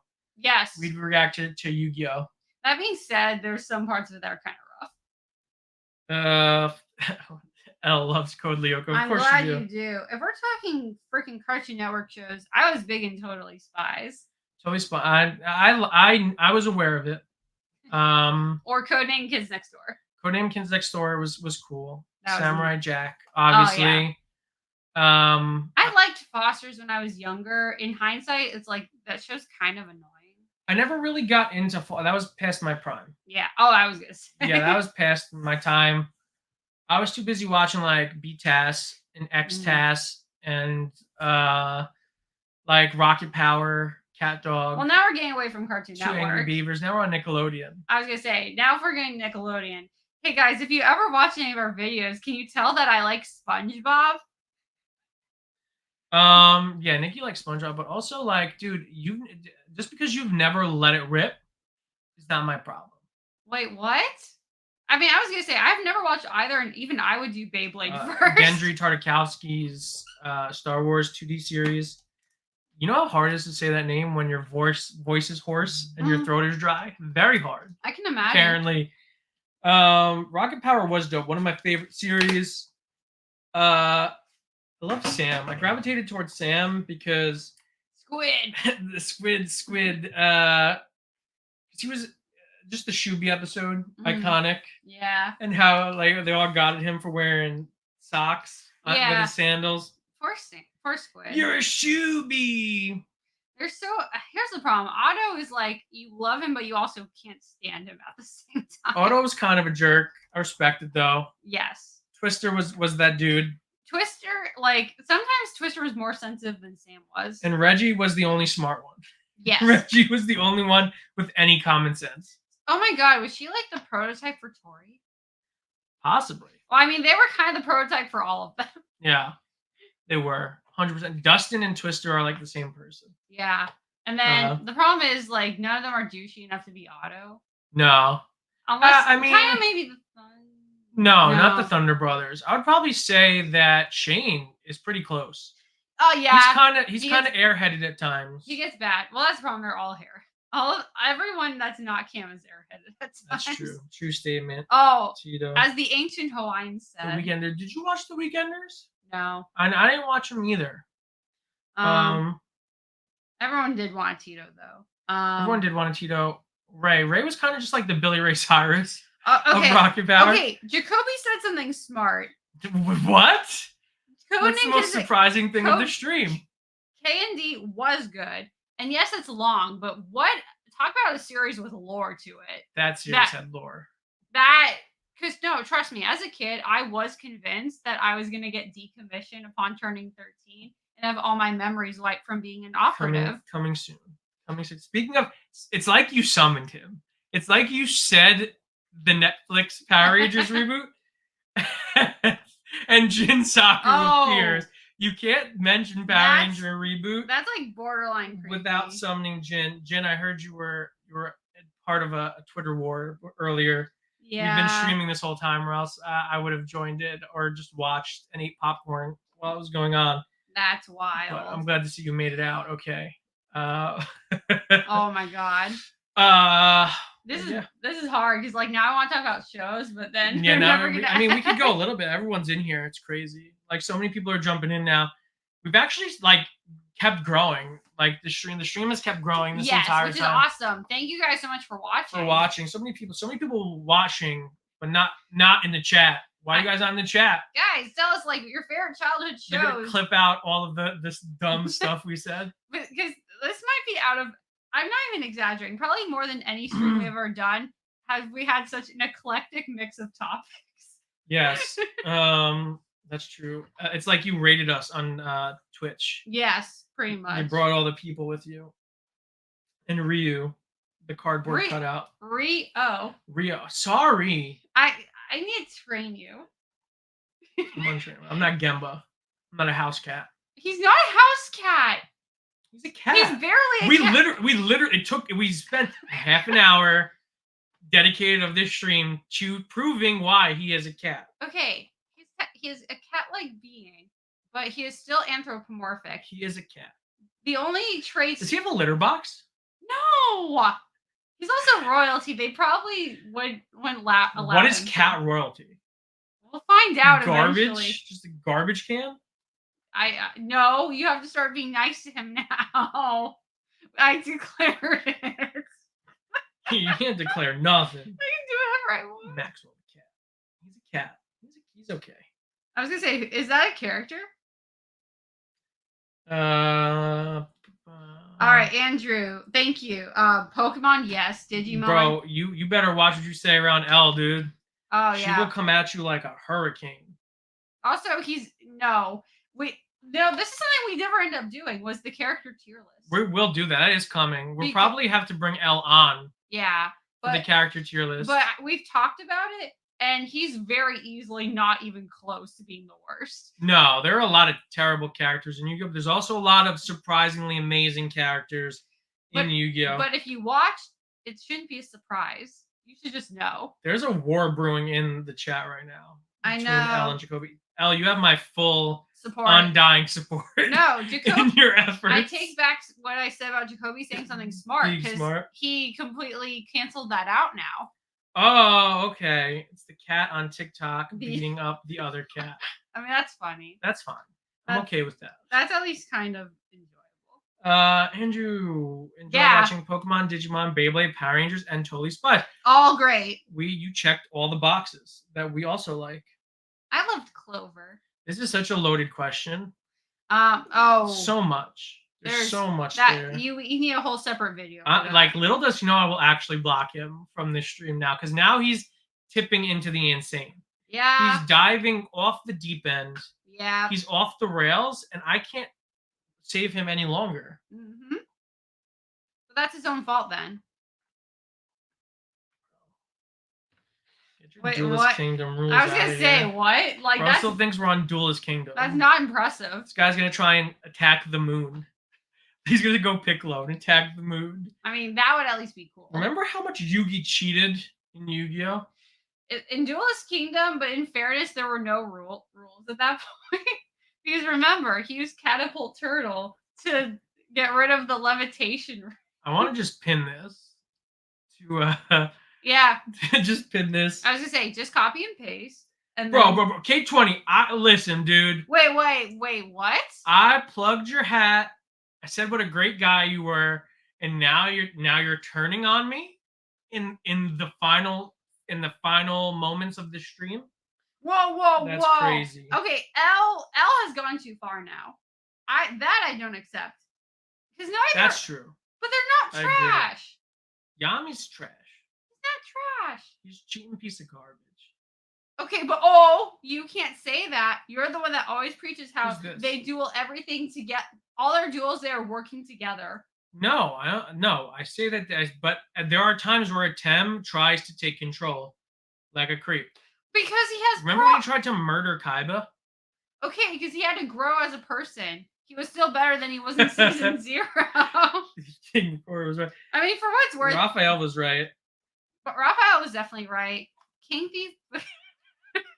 What the? I don't even know. You don't get that reference? I don't. No. All I'm gonna say is Clarence's parents, they had a real good marriage. Wait. He wasn't an apologist. I didn't attempt specifically not agree with his father on that once he figured out the truth. Like, bro, we're starting turf wars in the chat. I was gonna say this is so much more than I anticipated for the end of the stream. Screw it. Make the whole chat Toku Titans. This is insane. Just make everybody in the chat a Toku Titans. That's it. Well, no, he couldn't because Bakura was still gonna. Are you still on this? Well, Ella is. Are you and Elle fighting? We have Jacoby and Jin fighting in the chat. We have you and Elle fighting in the chat. And I'm just here like. I was gonna drinking my ginger ale. Yeah. Awkward.